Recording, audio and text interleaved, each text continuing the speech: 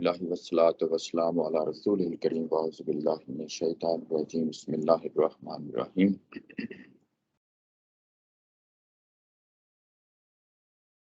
پچھلی دفعہ ہم آیا نمبر 144 تک جو ہے نا وہ پڑھ لیا تھا اور اب آگے سے آغاز کر رہے ہیں۔ ابھی تک جو کچھ ہم نے دیکھا اس کو اختصار کے ساتھ ہم دیکھ لیتے ہیں۔ پیچھے جو مضمون ہے اسی کے تسلسل میں آگے بڑھنا ہے ہم نے۔ یہاں پہ یہ جو بتایا گیا تھا کہ اس سے پہلے بھی جو ہے نا سنن گزر چکی ہیں، اور اپنے ارد گرد کے علاقوں میں سفر کر کے دیکھ لو اور آپ کو معلوم ہو جائے گا کہ اس سے پہلے حضرت لوط علیہ السلام کا جو علاقہ ہے وہ ہو، یا حضرت ہود اور حضرت صالح علیہ السلام کی قوموں کے جو علاقے ہیں وہ سارے جزیرہ نما عرب میں پائے جاتے ہیں۔ حضرت شعیب علیہ السلام کا جو واقعہ پیش آیا وہ بھی یہیں پہ پیش آیا تھا، تو وہاں چل کر کے دیکھ لو اور تمہیں معلوم ہو جائے گا کہ رسولوں کے دور میں کیا قیامت برپا ہوتی رہی ہے۔ اور ان سب کا نتیجہ بس یہی تھا کہ جس میں کفار کا خاتمہ کر دیا گیا اور اہل ایمان کو اوپر اٹھا دیا گیا، اور اسی کی روشنی میں کہا کہ تم کامیاب رہو گے، تم ہی یعنی برتری کی جگہ پہ رہو گے، انتم الاعلون ان کنتم مؤمنین، یعنی اس کو بھی کنڈیشنل اسٹیٹمنٹ کے طور پہ لیا گیا۔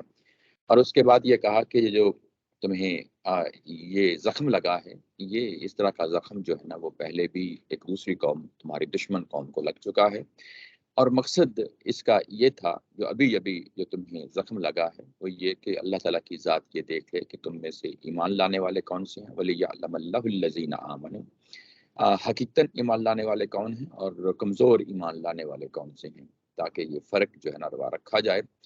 یہ چیز ہے جس کو مد نظر رکھنا مقصود ہے، جس کے لیے تمہیں یہ جو زخم لگا ہے اس کی یہاں وجہ بتائی جا رہی ہے۔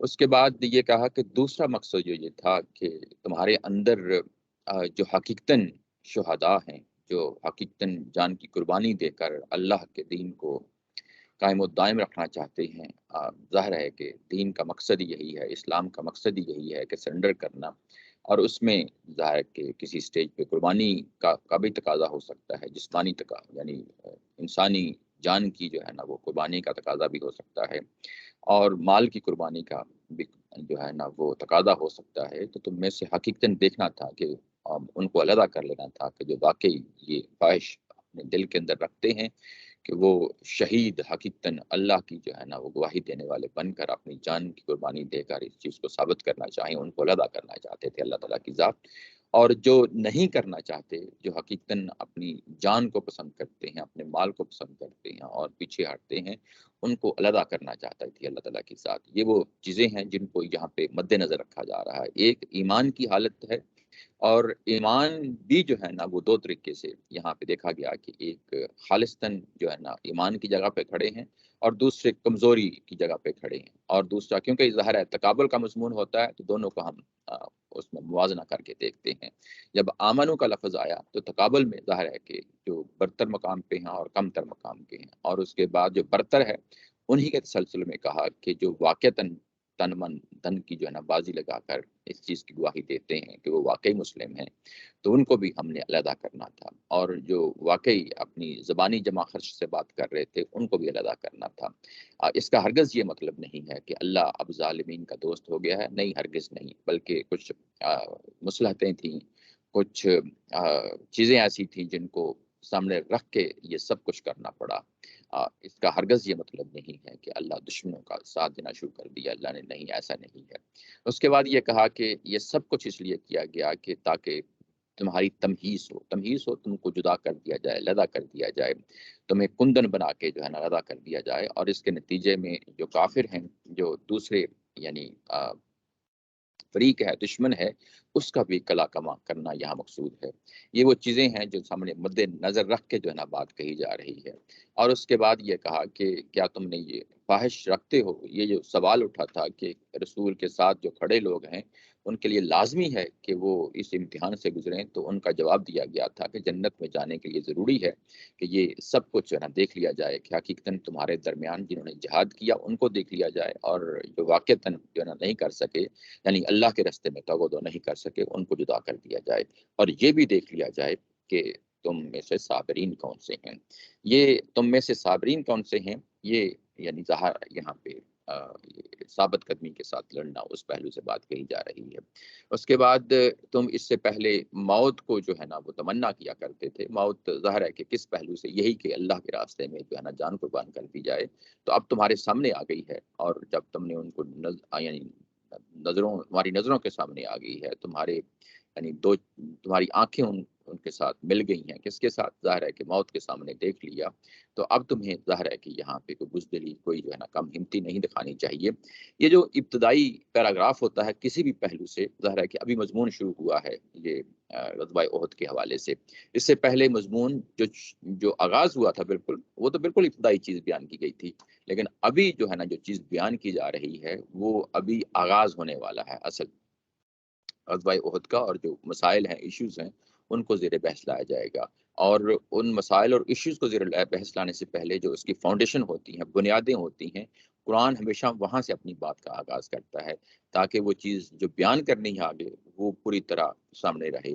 تو یہاں پہ وہ جو مقصد ہے جس کے لیے تمہیں یہ چوٹ آئی ہے، اس کو مد نظر رکھا جائے، اور اس کے بعد کیا اس کی مصلحتیں ہیں، کیا اس سے فوائد اللہ تعالیٰ کی ذات حاصل کرنا چاہتی ہیں، وہ اس چیز کو یہاں پہ اسٹیبلش کیا ہے۔ یہی مضمون ظاہر ہے کہ آگے یعنی سورہ کے اختتام تک پہنچے گا، اور اس میں یہی جو پیراگراف جو ابھی ابھی ہم نے پڑھا ہے، یہی جو ہے نا بار بار دہرایا جائے گا۔ جو چیزیں اس کے اندر جو تھیم آئے ہیں وہ بار بار دہرائے جائیں گی۔ میں آپ کے سامنے اس کو رکھ دیتا ہوں۔ وہ کیا چیز ہے؟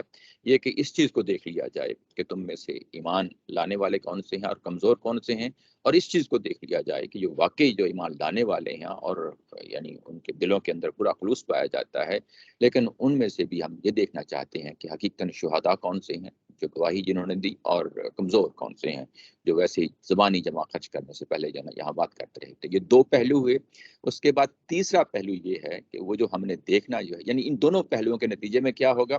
اللہ تعالیٰ کی ذات تمہیں علیحدہ کر دے گی، اور جو کفار ہیں ان کا خاتمہ کر دے گی، یعنی اسی طریقہ کار کے ذریعے سے۔ تیسری چیز جو ہے، وہ جو مصلحت جو سامنے رکھی گئی ہے، وہی اللہ تعالیٰ کی ذات دیکھنا چاہتی ہے، وہ یعلم الصابرین۔ یہ بڑا امپورٹنٹ ہے کہ یہاں تین پہلو ہیں۔ اب آگے یہاں پہ بھی اللہ تعالیٰ کی ذات آزمائش کی بات کرے گی، تمہیز کی بات کرے گی، اور دیکھنے اور پرکھنے کی بات کرے گی۔ تو جو ہمارا ابھی پیراگراف جو کچھ ہم نے دیکھا ہے، یہی ہر جگہ جو ہے نا استعمال ہوگا۔ اور اس کے بعد یوں ہی یعنی یہ فاؤنڈیشن اسٹیبلش ہو گئی، اور اس کے بعد سب سے پہلے جس چیز کو لیا ہے وہ یہ لیا ہے کہ ایک رسول کی ذات ہے، اور وہاں پہ افواہ پھیل گئی ہے کہ رسول کی ذات جو ہے وہ یعنی قتل ہو گئی ہے، اور اس افواہ یعنی بیسیکلی یوں کہہ لیں کہ یہ پیک کی بات ہے، چوٹی کی بات ہے اس پوری جو ہے نا غزوہ کے اندر۔ اس کو سب سے پہلے ٹیکل کیا ہے کہ ایک رسول کی ذات کا ہونا، اور اس ذات کے ہونے میں ظاہر ہے کہ اللہ تعالیٰ کی جو ہدایت ہے جو ہمیشہ سے رہی ہے، اس کا اس کے ساتھ کیا تعلق ہے۔ تو یہاں یہی بتایا گیا کہ اللہ کے رسول جو ہے نا وہ آتے ہیں، اپنا پیغام ڈلیور کرتے ہیں، وہ بھی زندگی اور موت کے ان سارے جو ہے نا مسائل سے گزرتے ہیں، اور اگر ان کے ساتھ یہ معاملہ ہو جاتا، جیسا کہ امکان یہاں پچھلی دفعہ ہم نے اس کو زیر بحث لا کے دیکھا تھا، ہو جاتا، تو تمہیں جو ہے نا پلٹنا نہیں چاہیے۔ تمہیں جو ہے نا اسی اللہ تعالیٰ کی ہدایت جو ہمیشہ سے جو ہے نا اس کا سلسلہ رہا ہے ہدایت کا، اس کے مطابق ہی ظاہر ہے زندگی گزارنی ہے۔ وہ یہ کہ حضرت آدم علیہ السلام سے یہ سلسلہ شروع ہوا تھا، اور اس کے بعد کیونکہ اسی پیغمبر پہ یہ ختم ہو جانا تھا، اور جو اللہ تعالیٰ کی ہدایت دستیاب تھی اس کے مطابق جو ہے نا آپ لوگوں نے زندگی گزارنی تھی۔ اس میں ظاہر ہے کہ یہ جو سورہ کا بالکل ابتدائیہ ہے، میں نے اس کا بھی حوالہ دیا تھا کہ اللہ جو حی و قیوم ہے، اس نے دنیا کے اندر تمہارے رزق کا سامان مہیا کیا ہے، اور ایسے ہی تمہاری ہدایت کا سامان جو ہے نا کیا ہے، اور اس ہدایت ہی کی وجہ سے اس نے قرآن بھی نازل کیا ہے، اور اس نے تورات بھی نازل کی ہے۔ یہ بالکل ابتدائیہ تھا۔ اس کے بعد قرآن کے درمیان آگے ابتدائیہ کی جو ہے نا اسی یوں ہی ختم ہوتا ہے، تو آگے مضمون شروع ہوتا ہے، تو وہاں پہ حضرت آدم علیہ السلام کا، نوح علیہ السلام کا، ان اللہ اصطفى آدم و نوحا و آل ابراہیم و آل عمران، ان کا ذکر کیا گیا ہے کہ یہ بیسیکلی پورا تسلسل ہے، اور اسی تسلسل میں یہ پیغمبر آئے ہیں، اور اگر یہ پیغمبر جو ہے نا وہ دنیا سے رخصت ہو جاتے ہیں اور ان قتل ہو جاتے ہیں، تو تمہارے پاس وہ جو اللہ کی جو ہدایت ہے وہ تو کہیں گئی نہیں، جو کچھ اس نے تمہیں دیا ہے اس قرآن مجید کی صورت میں، اس پہ ظاہر ہے تمہیں کھڑے ہونا ہے، اور جو کوئی اس سے پیچھے مڑ جاتا ہے ظاہر ہے کہ وہ واپس اپنے پرانے طور طریقوں میں چلا جاتا ہے تو اپنا ہی نقصان کرتا ہے. یہ بات ہے کہ یہاں پہ کہی گئی. اس کے بعد جو آج کا مضمون ہے، آگے جو پیراگراف ہے وہ اسی سے جڑا ہوا ہے، پچھلی بات سے یعنی جڑا ہوا ہے. وہ کیا ہے؟ وَقَانَ لِنَفْسٍ أَن تَمُوتَ إِلَّا بِإِذْنِ اللَّهِ كِتَابٌ مُعَجَّلٌ، یعنی تم نے حوصلہ چھوڑ دیا. نیچے بریکٹ میں دیکھیں، تم نے حوصلہ چھوڑ دیا. کیوں حوصلہ چھوڑ دیا؟ ظاہر ہے پیچھے رسول کی ذات کا ذکر آیا تھا اور وہ تمہارے درمیان کھڑے تھے اور تمہارے درمیان افواہ پھیل گئی. تم نے حوصلہ چھوڑ دیا اور تمہارے اندر جو ہے نا وہ سستی، وہ کاہلی، وہ یعنی بزدلی وہ پیدا ہو گئی. اور جب تم نے حوصلہ چھوڑ دیا اور تم اس حقیقت کو فراموش کر بیٹھے. کس حقیقت کو فراموش کر بیٹھے؟ کہ ان تموت الا باذن اللہ، کہ ہر شخص اللہ کے اذن سے ہی ایک مقررہ نوشتہ کے مطابق ہی دنیا سے رخصت ہوتا ہے. یہاں پہ کتابن کا مطلب ہوتا ہے، کتاب کا مطلب قانون بھی ہوتا ہے، کتاب کا مطلب لیٹر بھی ہوتا ہے، خط جس کو کہتے ہیں، اور کتاب کا مطلب لکھی ہوئی چیز، تحریر یعنی چیز، تحریر شدہ چیز کو بھی کہتے ہیں. تو نیچے ظاہر ہے جو لفظ لکھا ہے نوشتہ، نوشتہ کا مطلب یہی ہوتا ہے لکھی ہوئی چیز کو. تو یہ کہ موت جو ہے یہ ایک متعین چیز ہوتی ہے. معجل کا مطلب ہوتا ہے جس کا وقت متعین ہو، طے شدہ چیز ہو، یعنی لکھی ہوئی چیز ہوتی ہے اور ایک طے شدہ چیز ہوتی ہے. اور جب یہ آتی ہے تو ظاہر ہے یہ اللہ کے اذن کے ساتھ آتی ہے. یہ ایسا نہیں ہوتا کہ بس محض جو ہے نا ایک جان نکلنے کا ٹائم آ گیا تو بس آ گیا، ایسا نہیں ہے، بلکہ یہ ہمیشہ اللہ کے اذن کے ساتھ آتی ہے. اور وہ جو یعنی تم اس حقیقت کو جو ہے نا بھول گئے تھے، یہ جو معاملہ ہے کہ تم اس حقیقت کو بھول گئے تھے، یہ قضاء اور قدر کا معاملہ ہے. اس کو ظاہر ہے کہ ہم اپنے عقیدے میں، اپنے ایمان کے اندر شامل کرتے ہیں کہ موت جو ہے ظاہر ہے وہ ایک متعین وقت ہوتا ہے، وہ ایک لمحہ پہلے بھی نہیں آتی اور ایک لمحہ بعد میں بھی نہیں آتی.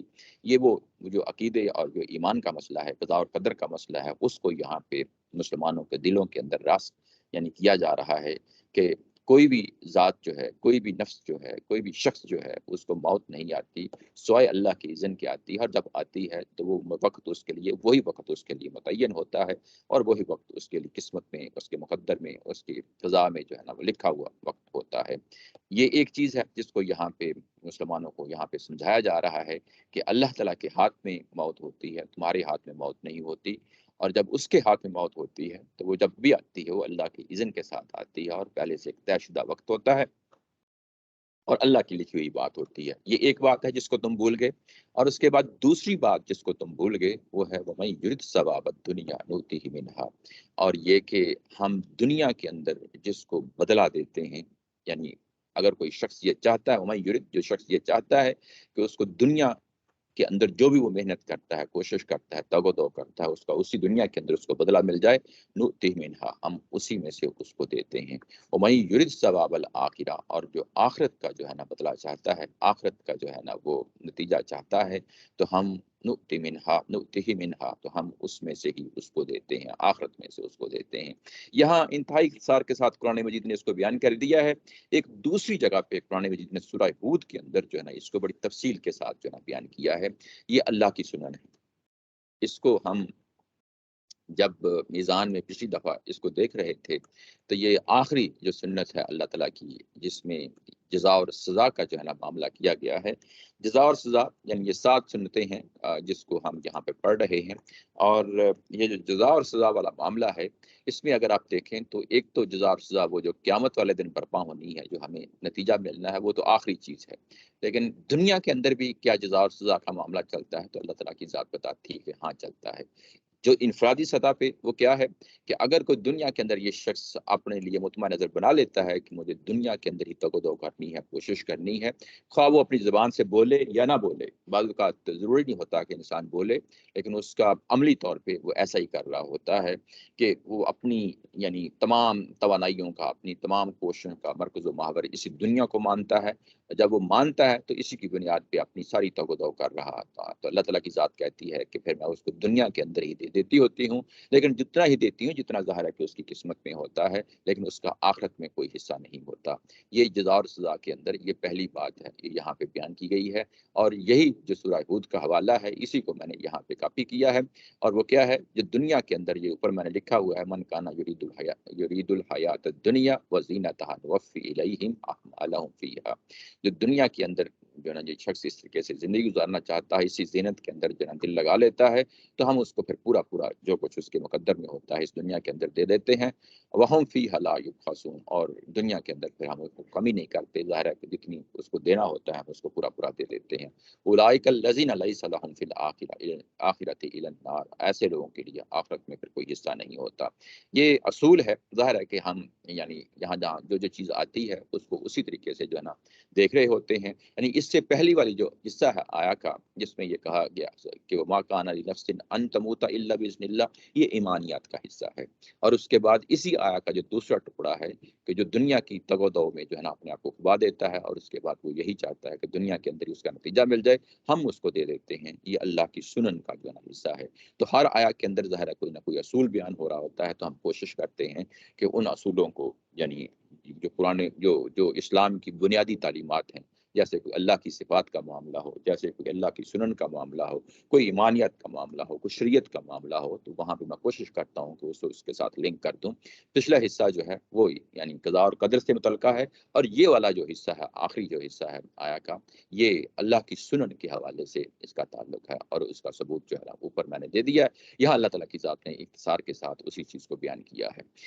یہ بات ہے، یہ ہم پیچھے پڑھ آئے ہیں، پیچھے پڑھ آئے ہیں۔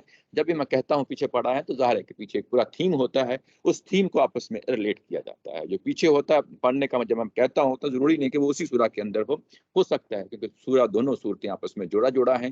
تو جو پیچھے ہم پڑھ آئے ہیں وہ کیا چیز ہے، اس کو یعنی یہاں پہ دیکھ لیتے ہیں۔ وہ ہے آیا نمبر 200 سورہ بقرہ کے اندر۔ وہ کیا ہے، وہاں پہ یہ عرفات کا میدان ہے، واپس آتے ہیں عرفات سے حج کر کے، اور اس کے مزدلفہ آتے ہیں، تو وہاں پہ جو ہے نا کچھ لوگ دنیا ہی مانگ رہے ہوتے ہیں، یعنی وہاں دنیا ہی مانگ رہے ہوتے ہیں، جس کو آیا نمبر 200 میں بیان کیا ہے، فَمِنَ النَّاسِ مَن يَقُولُ رَبَّنَا آتِنَا فِي الدُّنْيَا وَمَا لَهُ فِي الْآخِرَةِ مِنْ خَلَاقٍ۔ تو ایسے لوگوں کے لیے آخرت میں کوئی حصہ نہیں ہوتا، کیونکہ ان کی ساری زندگی کا جو ہے نا مطمع نظر، اگر وہ اللہ سے بھی مانگتے ہیں تو بس دنیا کی مانگتے ہیں، آخرت کی نہیں مانگتے۔ اس کے بعد مسلمانوں کو سمجھایا گیا کہ نہیں، تمہارا یہ مطمع نظر نہیں ہونا چاہیے، بلکہ یہ ہونا چاہیے کہ وَمِنْهُم مَن يَقُولُ رَبَّنَا آتِنَا فِي الدُّنْيَا حَسَنَةً وَفِي الْآخِرَةِ حَسَنَةً، کہ دنیا کے اندر بھی ہمیں دے اور آخرت میں بھی دے۔ اور آخرت کا جب ذکر کیا تو ظاہر ہے اس کے ساتھ آخرت کے عذاب سے، وَقِنَا عَذَابَ النَّارِ، اس سے بھی ہمیں اس سے نجات دلا۔ تو یہ ایک تھیم ہوتا ہے، ظاہر ہے کہ جو چیزیں پیچھے چلی آ رہی ہوتی ہیں اس کے ساتھ میں کوشش کرتا ہوں ریلیٹ کر دوں، تو یہ آپ کے سامنے یہ، تاکہ یہ ساری چیزیں اس طریقے سے ذہن نشین ہو جائیں کہ آپ کے ذہنوں میں جب بھی ظاہر ہے کوئی اس طرح کی آیت آئے تو فوری طور پہ آپ کا مائنڈ جو ہے نا، ذہن اس طرف منتقل ہو جائے۔ اب یہ جو آخری حصہ تھا آیت نمبر 145 کا، اس کو اللہ تعالیٰ کی ذات نے کنکریٹ دلیل کے ساتھ ثابت کرنا ہے، یعنی اس کو یعنی 145 کو تو کیا کرتی ہے اللہ تعالیٰ کی ذات، پھر جو ہے نا وہ تاریخی حوالہ دیتی ہے، کہیں تاریخی دیتی ہے، کہیں عقلی استدلال دیتی ہے۔ تو یہاں آخری جو بات ہے اس کو یعنی پچھلی پوری بات کو، خاص طور پہ یہ آخری جو بات ابھی کی ہے اس کو ریلیٹ کرنا ہے، تو آگے پورا پھر تاریخی حوالہ دیا ہے، وہ اگلی آیت میں آ رہا ہے۔ اس میں یہ کہا گیا ہے کہ وَكَأَيٍّ مِّن نَبِيٍّ قَاتَلَ، کہ بہت سے ایسے نبی گزرے ہیں جنہوں نے قتال کیا ہے، نبی گزرے ہیں جنہوں نے قتال کیا ہے، اور ان کے قتال کے ساتھ ماہو، ان کی مائیت میں، ماہو یعنی ان کی مائیت میں، یعنی ان کے ساتھ ربیون، بہت سارے اللہ والے بھی تھے۔ یہ ربی کا جو لفظ ہے، یہ ربائے جو انگلش میں آتا ہے، یہودی مولوی کے لیے آتا ہے۔ مولوی کا لفظ بھی جو ہے نا، یہ اس کا معنی بھی یہی ہوتا ہے، جو ربی کا معنی ہوتا ہے وہ کیا ہے، مولوی کا مطلب ہوتا ہے مولا والا، اور ربی کا مطلب ہوتا ہے رب والا۔ تو یہاں پہ رب والے یعنی اللہ والے، اللہ والے، بہت سے اللہ والوں نے، کثیر کا لفظ آیا ہے، بہت سے اللہ والوں نے اپنے نبیوں کے ساتھ قتال کیا ہے، وہ بھی میدان جنگ میں اترے ہیں، بالکل ایسے جیسے تم اترے ہو، یعنی تاریخی حوالہ بھی دیا ہے، تو اسی نوعیت کا دیا ہے جس نوعیت کا ابھی مسلمانوں کے درمیان جو صورتحال ہے اسی کا حوالہ دیا ہے۔ فما وہانو، اور وہ لوگ ایسے لوگ تھے کہ جنہوں نے جو نا کمزوری نہیں دکھائی، لما اصابہم، جو ان کے اوپر مصیبتیں گزری، جو مصیبتیں گزری اس کی بنیاد پہ انہوں نے کمزوری نہیں دکھائی، فی سبیل اللہ، اللہ کے راستے میں جو مصیبتیں آئیں انہوں نے کمزوری نہیں دکھائی، وما ضعفوا، اور نہ ہی انہوں نے یعنی پھر کمزوری دکھائی، ومستقانوا، اور نہ ہی جو ہے نا وہ اور انہوں نے پھر کمزوری دکھائی. یعنی یہ سب لفظوں کا میں ایک ہی مطلب کر رہا ہوں. اگر آپ نیچے دیکھیں تو اس کو تھوڑی سی ورائٹی کے انداز میں جو ہے نا بیان کیا گیا. میں فرق بتاتا ہوں سب کا فرق کیا ہے. یہ ترجمے میں دیکھیں تو ترجمے کو ذرا تھوڑا سا وہ ہم آہنگی دکھانے کے لیے ایک اس طریقے سے ترجمہ کر دیا گیا ہے کہ ان سے نہ تو وہ پست ہمت ہوئے، نہ انہوں نے کمزوری دکھائی، نہ دشمنوں کے آگے سپر ڈالی. یہ جو جتنے بھی لفظ اوپر استعمال ہوئے ہیں، 3 لفظ استعمال ہوئے ہیں. وہانو، اور اس کے بعد ضعف، اور اس کے بعد ہے استقانو. ان سب کا معنی کمزوری ہی ہوتا ہے. کمزوری یعنی جسمانی کمزوری، اخلاقی کمزوری، میدان جنگ میں کمزوری، یہ سارے ظاہر اس کے معنی میں آتے ہیں. لیکن یہاں پہ یہ میدان جنگ میں یعنی اس کمزوری کی بات ہو رہی ہے. جب یہ سارے الفاظ جو ہے نا ایک ہی معنی کے ساتھ آتے ہیں تو ہم ان میں فرق کرتے ہوتے ہیں. فرق کیا ہے؟ فرق یہ ہے کہ وہن کا جب یہ لفظ آتا ہے تو یہ اصل موت کا خوف سوار ہو جانا اور دنیا کی محبت کا غالب آ جانا، یہ دونوں چیزیں بیک وقت چل رہی ہوتی ہیں. تو جب دنیا کی محبت غالب آ جاتی ہے انسانوں کے ذہنوں پہ اور موت کا خوف جو ہے نا سوار ہو جاتا ہے، اس کو وہن کہتے ہیں. یہ جو لفظ وہن ہے پیچھے آیہ نمبر 137 میں یہ گزر چکا ہے. وہاں پہ بھی جب یہ اسی تھوڑی دیر پہلے یعنی ظاہر ہے کہ غزوہ احد سے پہلے یہ آیات اتری ہیں، تو وہاں پہ یہ آیہ نمبر 138 میں بتایا گیا ہے کہ ولا تہینوا ولا تحزنوا وانتم الاعلون ان کنتم مؤمنین. تو تہینو کا جو لفظ ہے یہ بھی وہن ہے. تو وہاں جب ہم نے یہ اس کو تہینو یہاں پہ دیکھا تھا تو یہاں پہ میں نے بتایا تھا کہ یہ ایک حدیث سے کہ حب الدنیا و کراہت الموت، یعنی محبت کا غالب آ جانا، دنیا کی محبت کا غالب آ جانا اور اس کے بعد موت سے خوف کھانا، اس کو وہن کہتے ہیں. تو جب یہ والا وہن پیدا ہو جاتا ہے جو ابھی آپ کے سامنے بتایا ہے، اس کے بعد اگلے مرحلے میں کیا ہوتا ہے؟ اس کے نتیجے میں، اس وہن کے نتیجے میں اگلے مرحلے میں کیا ہوتا ہے کہ انسان کے اندر پھر ارادہ اور عمل کی صلاحیت جو نا سلب ہو جاتی ہے. یعنی اگر کسی کے اندر دنیا داری پیدا ہو جائے، موت کا خوف پیدا ہو جائے، تو اس کے اندر ہوتا کیا ہے کہ وہ ارادہ اور اس کے عمل میں ایک ضعف آ جاتا ہے، وہ کمزور ہو جاتا ہے.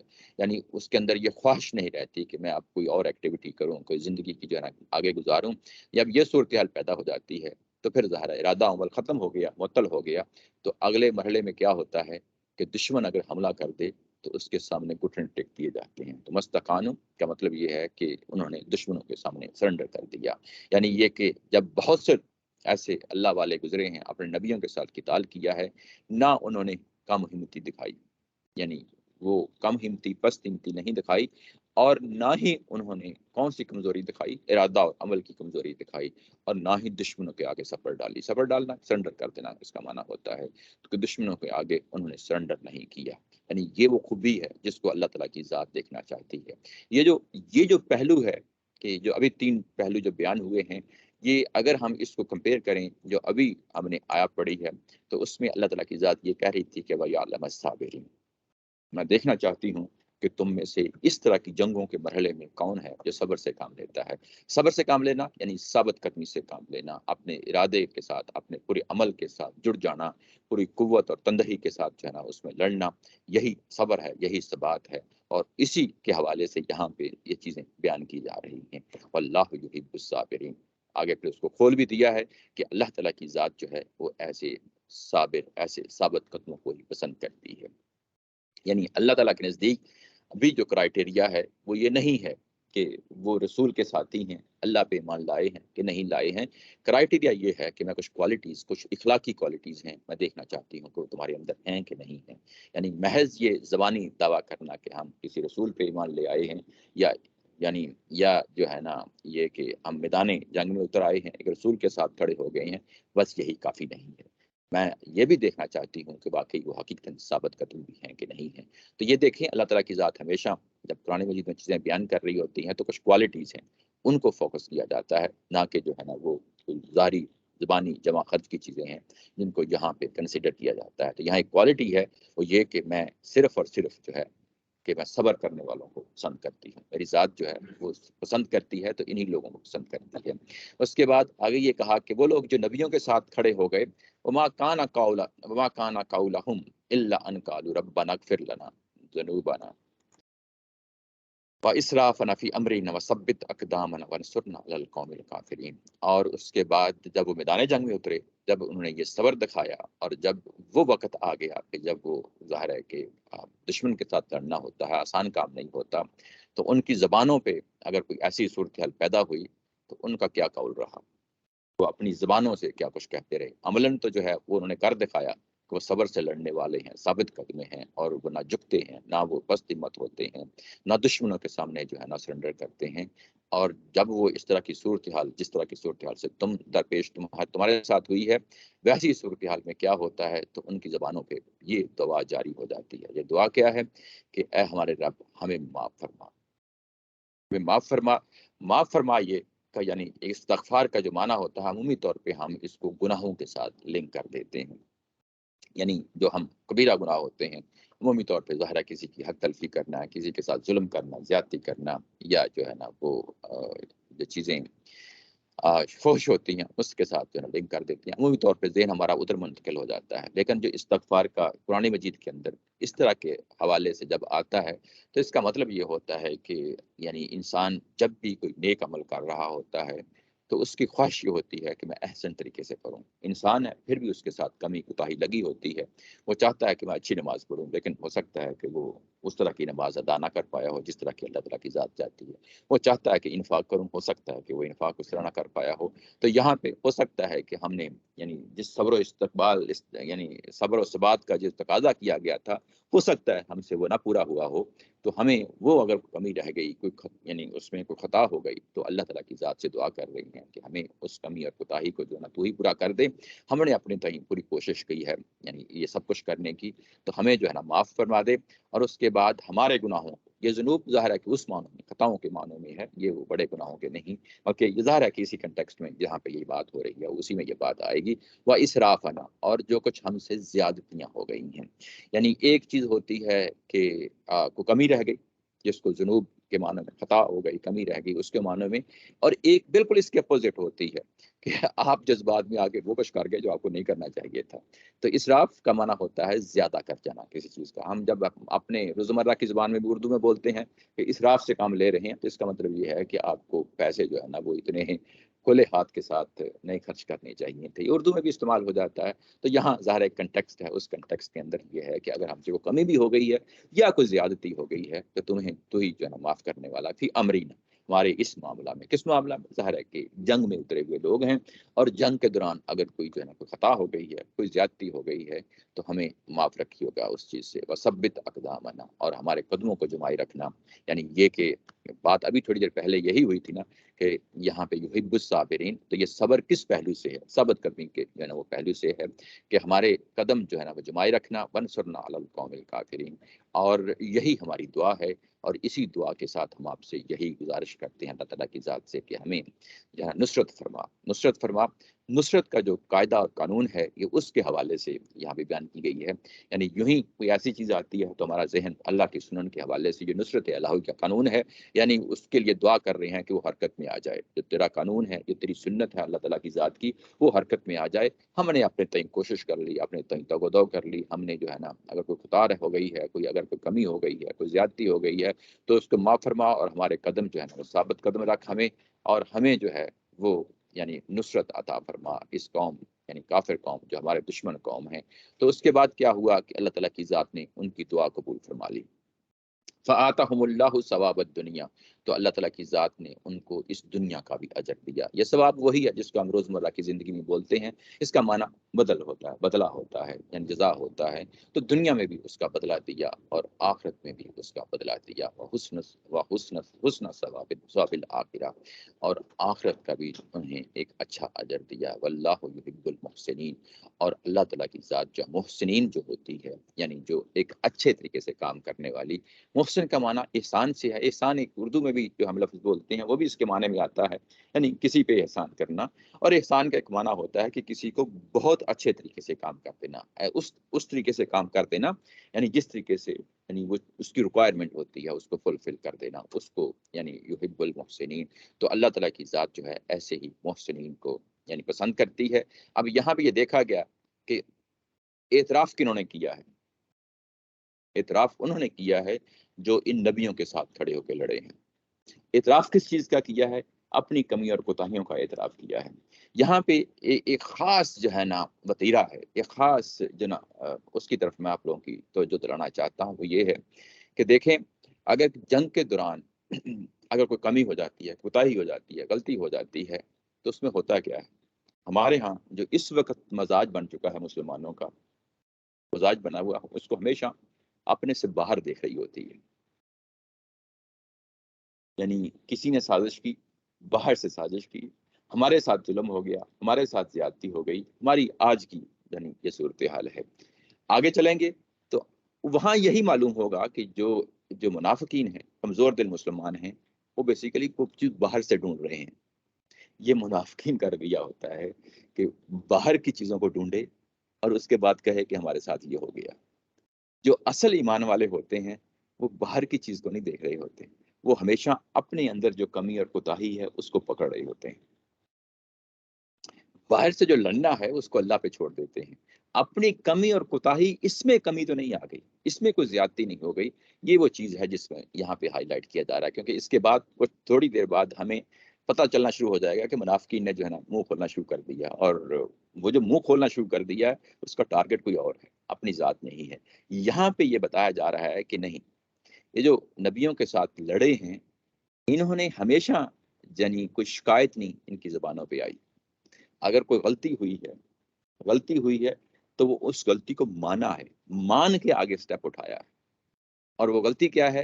وہ غلطی یہ اس دعا کے اندر آ گئی ہے، وہ یہ ہے کہ ربنا اغفر لنا ذنوبنا واسرافنا فی امرنا وثبت اقدامنا وانصرنا علی القوم الکافرین. اپنی ذات ہے جس کو فوکس کیا جا رہا ہے.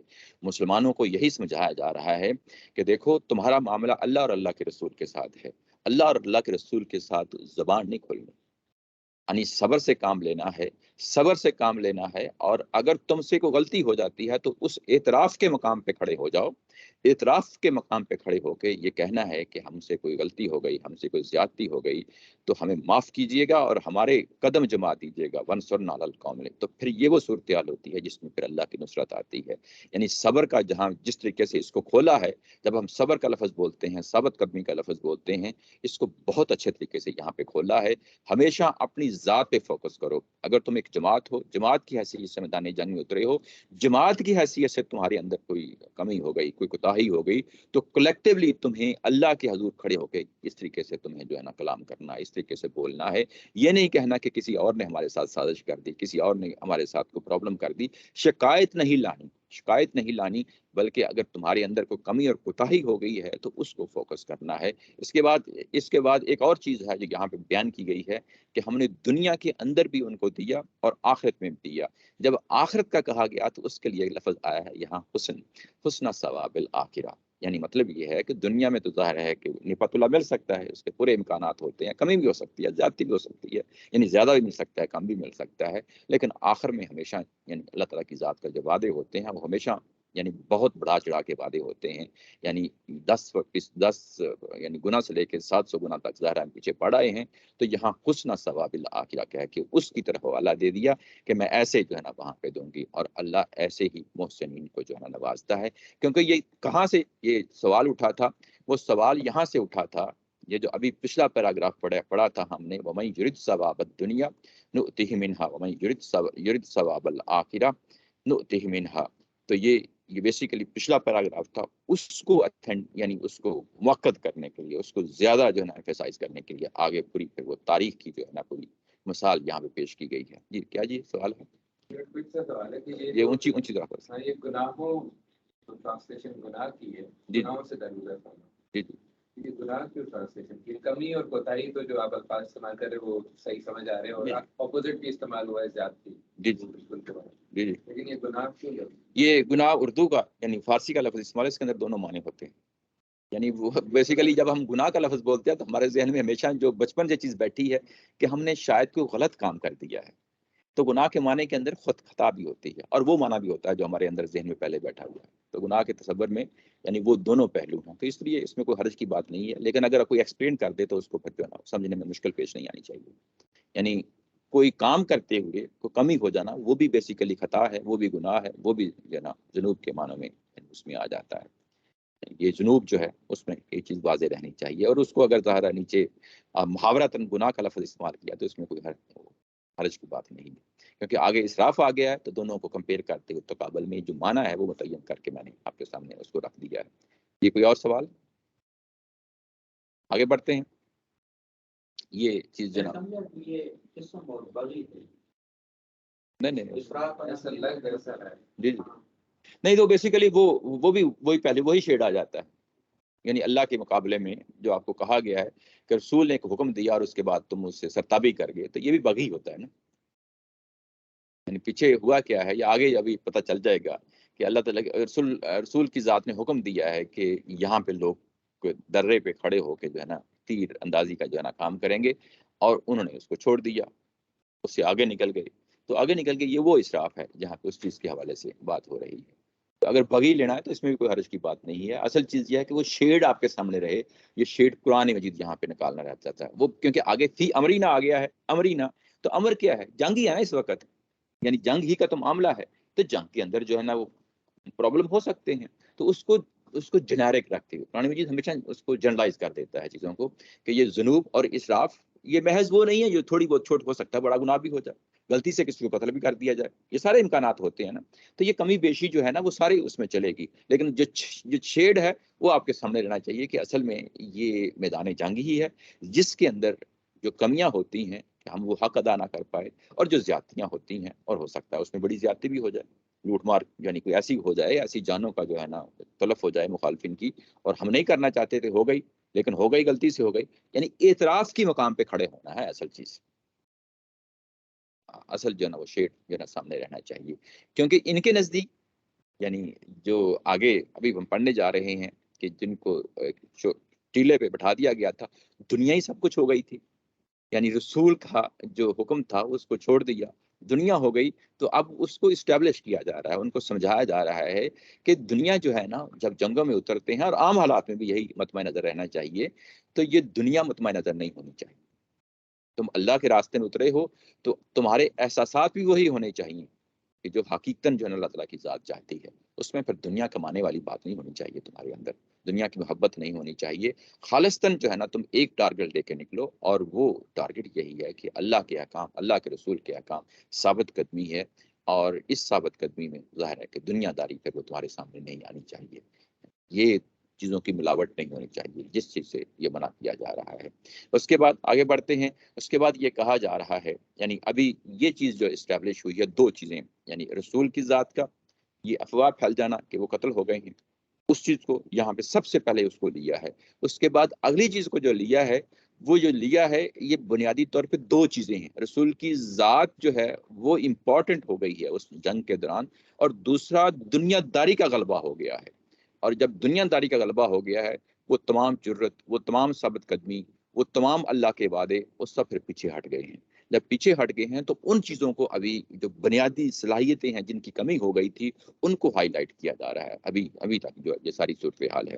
اس کے بعد جب یہ بنیادی باتیں کر لیں، ساری بنیادی باتیں ہو گئیں، تو اس کے بعد کہا یا ایھا الذین آمنوا ان تطیعوا الذین کفروا، کہ اے ایمان والو اگر تم جن لوگوں نے کفر کیا ہے ان کی بات مان لو گے، ان کے سامنے ان کی باتوں پہ کان دھرو گے. تو تطیعوا الذین، ان منکروں کی بات مانو گے. یہاں اطاعت جو ہے یہ بات ماننا، یعنی آپ کان دھریں گے تو کیا ہوگا، اس کے نتیجے میں اطاعت ہی کریں گے. یعنی اگر ان کی بات کو مان لیا تو آپ جو ہیں ان کی منکروں کی بات مانو گے تو یہ تمہیں الٹے پیروں پہ کر رہیں گے. یردکم علی اعقابکم، عقیب کا معنی جو ہے نا وہ ایڑی ہوتا ہے، کہ تم یہ محاورت میں استعمال ہوتا ہے کہ تم الٹے پھر جاؤ گے، ایڑی کے بل الٹے پھر جاؤ گے. فتنقلبوا خاسرین، اور اس کے بعد کیا ہوگا، تم خسارے میں چلے جاؤ گے. اچھا یہاں پہ یہ کہ تم کفار کی بات مان لو گے، یہ کون سے کفار ہیں آگے چل کے پتہ چل جائے گا کہ یہ مشرکین مکہ ہیں یہاں پہ جن کی بات یہاں پہ کہی جا رہی ہے.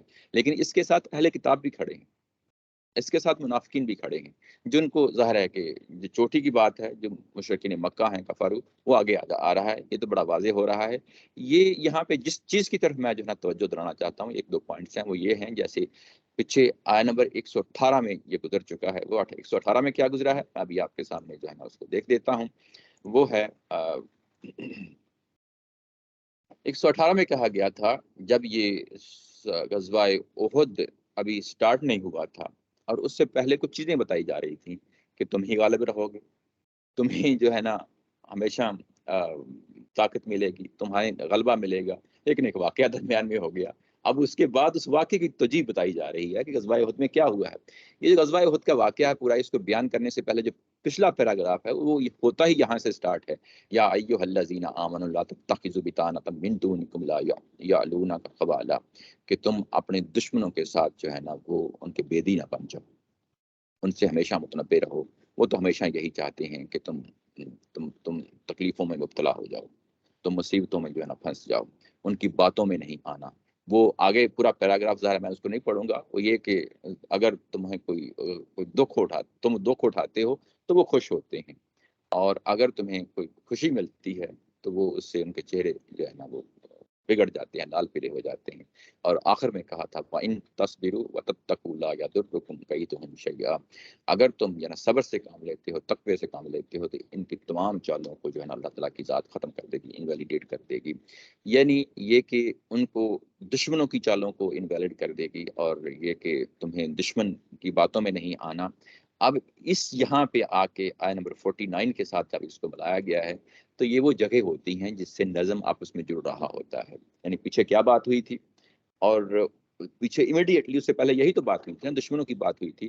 اب اس بات کو اس کے ساتھ ملا دیا تو پوری وہ جو نظم کی پوری تصویر ہے اور کولیکٹیولی ظاہر ہے کوئی چیزیں آگے بڑھ رہی ہوتی ہیں. تو اس کو یہاں پہ کہا کہ تم نے ان دشمنوں کی باتوں پہ کان نہیں دھرنا، اگر یہ تم کام دھرو گے تو کیا ہوگا، تم خسارے میں چلے جاؤ گے. اب یہاں پہ کون سا خسارہ ہے؟ وہ خسارہ وہ ہے جس کو ابھی تھوڑی دیر پہلے، ابھی تو 149 ہے، ابھی تھوڑی دیر پہلے جو ہے نا خسارہ جو ہے وہ کیا تھا. جب رسول کی ذات جو ہے جب یہ افواہ پھیل گئی تو اس کے بعد یہ کہا کیا تھا کہ انقلبتم علی اعقابکم، کیا تم اپنے قدموں پہ واپس لوٹ جاؤ گے، اپنی ایڑیوں کے بل واپس لوٹ جاؤ گے. اور وَمَن يَنقلب عَلَىٰ عَقِبَيْهِ، اور جو واپس لوٹ جائے گا فَلَن يَضُرَّ اللَّهَ شَيْئًا، تو اللہ کو کوئی وہ نقصان نہیں پہنچائے گا. تو یہاں پہ بیسیکلی واپس لوٹ جانا کیا ہے، خسارہ کیا ہے، یہ کہ تمہیں واپس جو ہے نا اپنے پرانے مذہب پہ لے جائیں گے. اور جب تمہیں پرانے مذہب پہ لے جائیں گے تو تمہارے لیے تو خسارہ ہی خسارہ ہے. یہ وہ پہلو ہے یہاں پہ.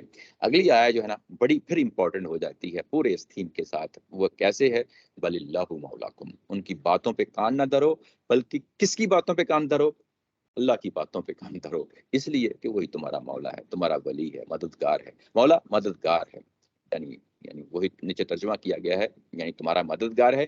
یعنی جو اس نے وعدے کیے ہیں جنگ کے شروع میں، جو وعدے کیے تھے 3000 فرشتے اتاروں گا، 5000 فرشتے اتاروں گا، تم ہی جو ہے نا ثابت قدم رہو گے. وانتم الاعلون کا جو پیچھے لفظ آ گیا ہے کہ تم ہی غلبے پہ رہو گے. جو باتیں کہی جا رہی ہیں اسی کو مانو، یعنی اسی کو مانو. تمہارا مولا اللہ ہی ہے، کوئی اور تمہارا مولا نہیں ہے. وَهُوَ خَيْرُ النَّاصِرِينَ، اور ظاہر ہے کہ اس کے علاوہ تو کوئی اور مددگار نہیں ہے، وہی بہترین مددگار ہے.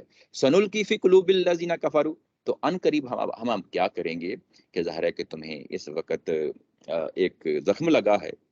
جب ایک زخم لگا ہے تو بظاہر ایسا لگتا ہے کہ شکست ہو گئی، پسپائی ہو گئی، لیکن کیونکہ آپ کی تسلی چاہیے، آپ کی تشفی چاہیے، تو ہم آپ کی تسلی بھی کروا دیتے ہیں.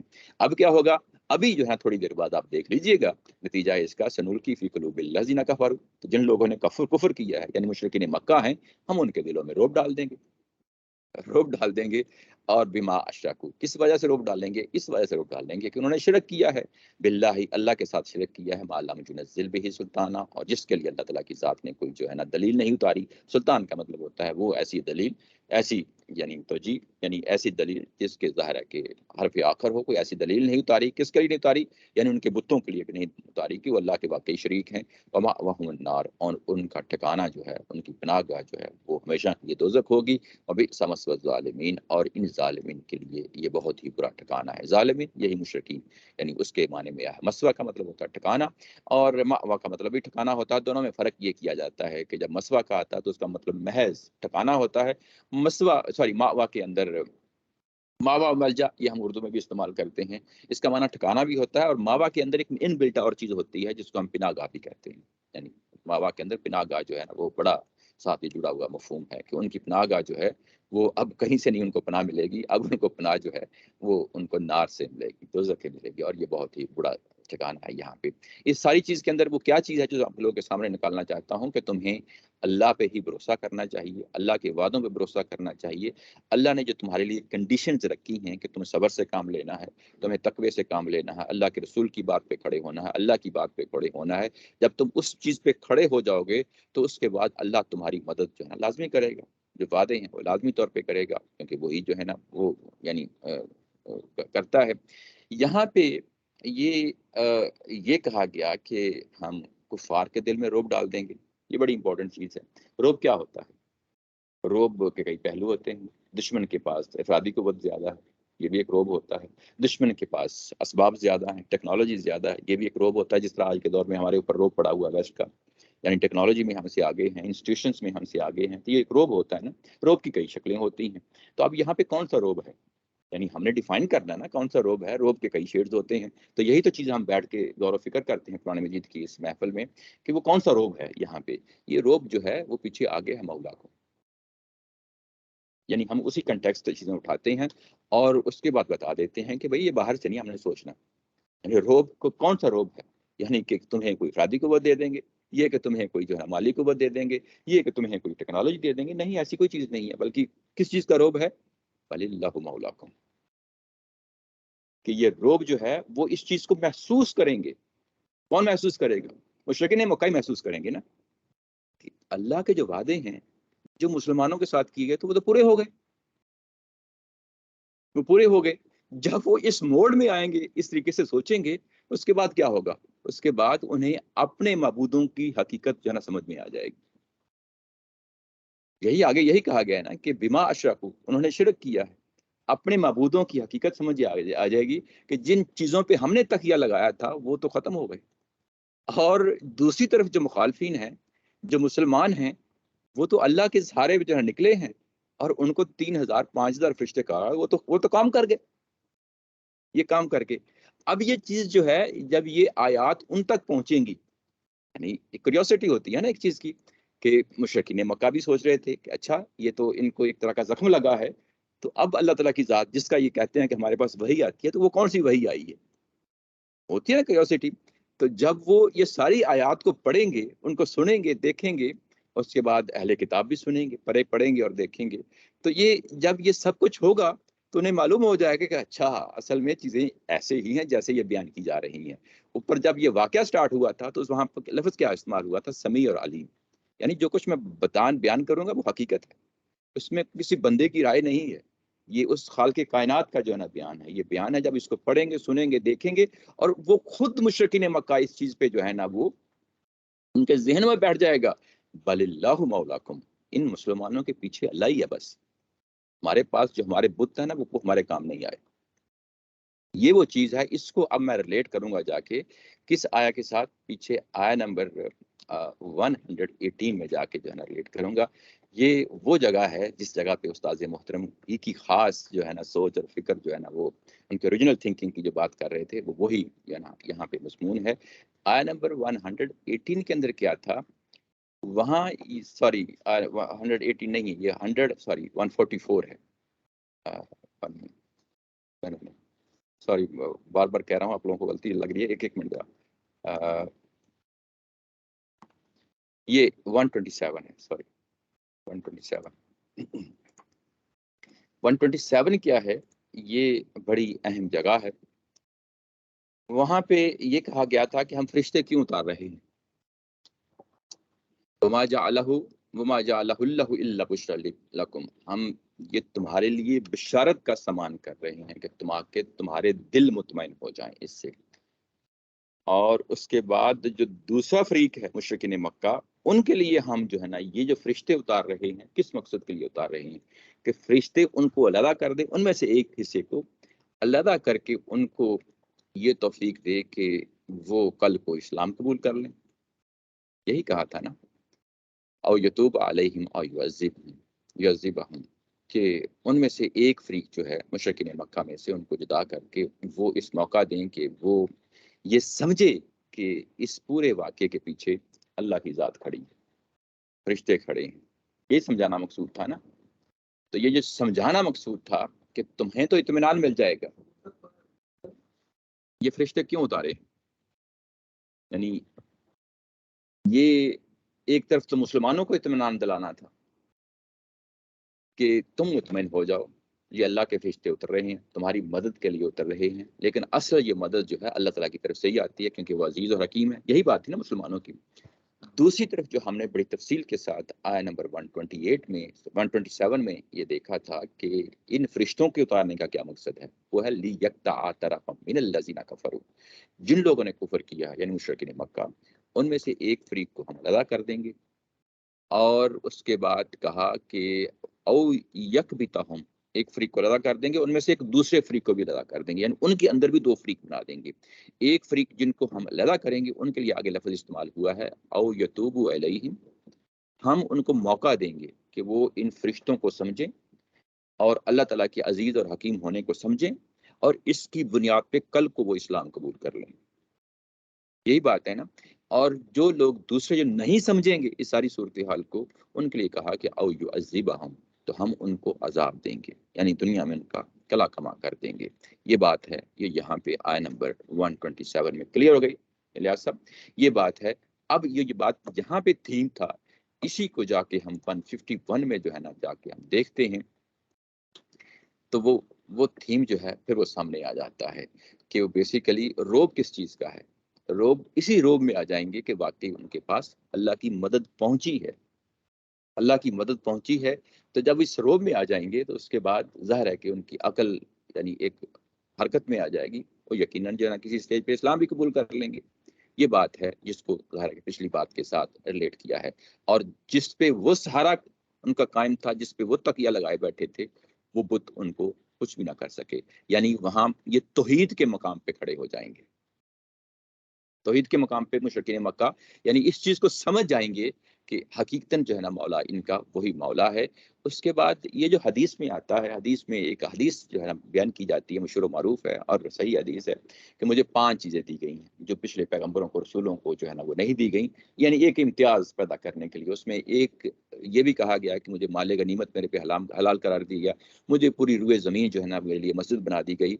नबी पाक सल्लल्लाहु अलैहि वसल्लम बयान कर रहे हैं और उसमें से एक बात ख़ास कर रहे हैं कि मेरे दुश्मन मुझसे 1 महीने की मसाफत पे रोब में आ जाते हैं। वो इस आयत की रोशनी में है।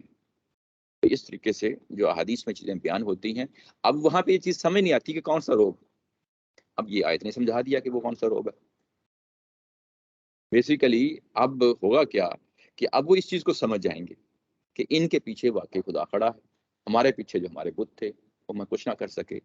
तो जब वो खुद कुछ ना कर सके, तो उसके बाद हमारा जो है ना, अगर हम पुराने ही जो ना सोच पे रहते हैं, तो ज़ाहिर है कि वो जो कुरान कह रहा है, क्योंकि इनको मदद आ चुकी है, ये हकीकत हो गई, ये साबित हो गई कि इनको मदद आ रही है और हम स्टिल पुराने ही तौर तरीकों के साथ जुड़े हुए हैं, तो फिर इत्माम हुज्जत हो गया। वमाअवाहुमुन नार, तो उनका ठिकाना नार है, वही समस्वज़ालिमीन, और ये मुशरिकीनों का ज़ाहिर है कि बहुत बुरा ठिकाना है।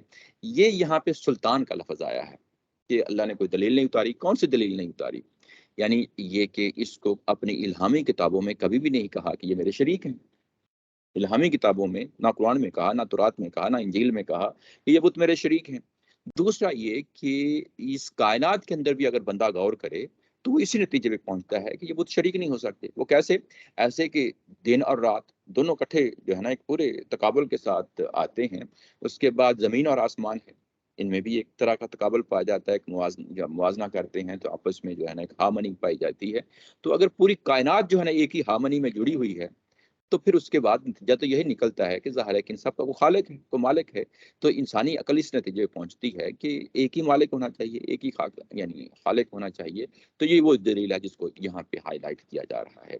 ये 151 के साथ ये पैराग्राफ खत्म होता है। आगे बढ़ते हैं, अभी तक कोई सवाल हो तो उसको देख लेते हैं। ज़रा ऊँची आवाज़ से ज़रा। इसमें ये जो पूरा बयान आ रहा है, जी, जी। इसमें अल्लाह ताला कुछ बशारतें दे रहा है, जी, जी। फिर तत्मइन्ना कुलूब उनको भी दे रहा है, फिर कुफार की बात भी हो रही है कि उनका लोग पढ़ रहा है, सही। की बात ये होगी। दरमियान में अल्लाह ताला ने ये बोला कि अच्छा ये बात किया गई कि आप कुफार को ना सुने। जी, जी। ऐसा लग रहा है कि जैसे कोई चीज हो रही है तो उस पर अल्लाह ताला तरफ जी, से ऐसे ऐसे ही, ऐसे ही। वो जो कुफ़ार को ना सुने, वो आगे बातें आ रही हैं। अच्छा वो आ रही है। जी, जी। तो कुछ कमजोरियां, अच्छा वो मकान मोहम्मद रसूल वो जो कमज़ोरियाँ हैं, वो हाँ, आयत किया गई, वो भी कमज़ोरी है। कोई कमजोरी शायद हो गई जी, है जी। इसलिए। जी, जी। तो ये तो ये तो बिल्कुल अलग चीज है, अल्लाह ताला बहुत में बयान कर रहा है। जी, ऐसे ही है। واقعہ تو اس میں کہیں نہیں وہ آ رہا ہے، وہ آ رہا ہے. ابھی وہ چیزیں ساری جو بیسک چیزیں ہیں نا، میں کہہ رہا ہوں گریجولی مضمون آگے بڑھ رہا ہے. پہلے وہ چیزیں ان کے اندر بتائی جا رہی ہیں کہ تمہارے اندر یہ کمیاں ہیں، یہ کوتاہیاں ہیں، اس کو پورا کرو، اس کو جو ہے نا اس جگہ پہ آ جاؤ جس جگہ میں تمہیں دیکھنا چاہتا ہوں. جب یہ چیزیں ساری اسٹیبلش ہو جائیں گی تو پھر اس کے بعد اصل کور چیز کو جو ہے نا ایڈریس کیا جائے گا. وہ جو اصل کور چیز ہے وہ ابھی آ گئی ہے. آیا نمبر اگلی 151 جو ہے کہ وہ جو اس میں آئے تھے جی جی اس تفرق کا اطلاق آپ نے مشرکین مکہ پر کر دیا. جی جی یہ کیسے کیا؟ کیونکہ اس کے بعد اگلی آیت جو ہے نا مشرکین مکہ ہے. کیونکہ قرآن مجید ایک پہلو جو ہے نا موقع محل سے ہمیں پتہ چلتا ہے کہ ایک جگہ وہ اس کو خاص کر رہا ہے، اور خاص کرتے ہوئے ایک عام بات بھی کر رہا ہے. اس کو خاص مشرکین مکہ کے ساتھ کر دیا، لیکن عام اس کے ساتھ وہی ہے کیونکہ پیچھے مضمون وہی تھا اہل کتاب کا. تو ہم نظم کی روشنی میں دیکھ رہے ہوتے ہیں کہ پہلے یہ بتایا کہ جب یہ مضمون شروع ہوا تھا تو وہاں تو اہل کتاب تھے، اور جب یہاں پہ آئے ہیں تو یہاں مشرکین مکہ ہو گیا. تو وہ جو کہا ہے کہ ان دشمنوں کی بات نہ مانو، مضمون تو اصل میں وہی تھا اوپر. جب یہ ذہن نہیں میں مان رہا، کیوں نہیں مانتا؟ یہ لوگ تو مدینہ میں ہیں، وہاں اس کا تاریخی کہانیاں نہیں ہوئی ہے، وہ پیچھے لوٹے ہیں، انہوں نے ذہنوں کے اندر شروع کو تو بار ڈالے ہیں. انہوں نے اہل کتاب نے اہل کتاب نے، جی جی منافقین نے. جی جی تو اور پوری کی وجہ سے نقصان بھی ہوا، مسلمان کے حوصلے بھی پست ہوئے ہیں. جی جی تو پتہ نہیں کیوں ہم لوگ پھر اس پہ نہیں، وہ کیونکہ پیچھے مضمون وہی ہے نا. اس مضمون کو بیک گراؤنڈ میں رکھتے ہوئے جب ہم اصل آتے ہیں تو وہاں پہ تو اہل کتاب کے ساتھ آپ کو کنفرنٹیشن نہیں آپ کی ہو رہی نا. کنفرنٹ کس کو کر رہے ہیں؟ مشرکین مکہ کو کر رہے ہیں. تو اب مشرکین مکہ بھی اس آواز میں شامل ہو جاتے ہیں، یوں سمجھ لیں. یعنی جو پہلے ایک آواز اٹھی ہوئی ہے مسلمانوں کے خلاف پروپیگنڈا کی، سازشوں کی، یا جو ہے نا اس طریقے سے مسلمانوں کو ڈیمورلائز جو ہے نا وہ کرنے کی، تو اس میں مشرکین مکہ بھی شامل ہو جاتے ہیں. اب اس کو یوں سمجھ لیں کیونکہ بیک گراؤنڈ کے اندر ایک چیز پہلے سے موجود ہے. یعنی آپ ایک کمرے میں داخل ہوتے ہیں، باہر ایک ماحول ہے، ماحول پہلے ہی آپ کے خلاف ہے جو باہر کا ماحول ہے، اندر آتے ہیں وہ بھی آپ کے خلاف ماحول ہوتا ہے. تو آپ باہر سے ایک ذہن کا ایک سانچہ بنا کے لے کے آتے ہیں، اور جب آپ اندر آتے ہیں تو وہی کنفرنٹیشن آپ کی دوبارہ سٹارٹ ہو جاتی ہے. اندر والا فریق مختلف ہے، پھر باہر والے فریق مختلف ہیں. تو وہ جو آپ کا ایک تسلسل ہے باہر کا، وہ تو وہی چل رہا ہے نا. یعنی آپ اس کو سائیکولوجیکل کس انداز میں دیکھیں. نہیں ٹھیک، آپ کی بات تو مجھے سمجھ آ رہی ہے. ہاں مجھے صرف یہ سمجھ شریک ٹھہرانے کی پھر بات کس سے وہ نہیں ہوئی. ہاں انٹرسٹنگ جی ہے. ہاں تو روب تو انہیں پہ آنا ہے. وہ الگ آئے تھے جی وہ تو پھر سر. ہاں وہ کفر ٹھیک ہے رہا سن کی فکر کو لذیذ کفر، وہ تو مخالفین کا گروپ ہے نا. جی جی تو وہ تو اللہ تعالیٰ وہ ڈال ہے وہ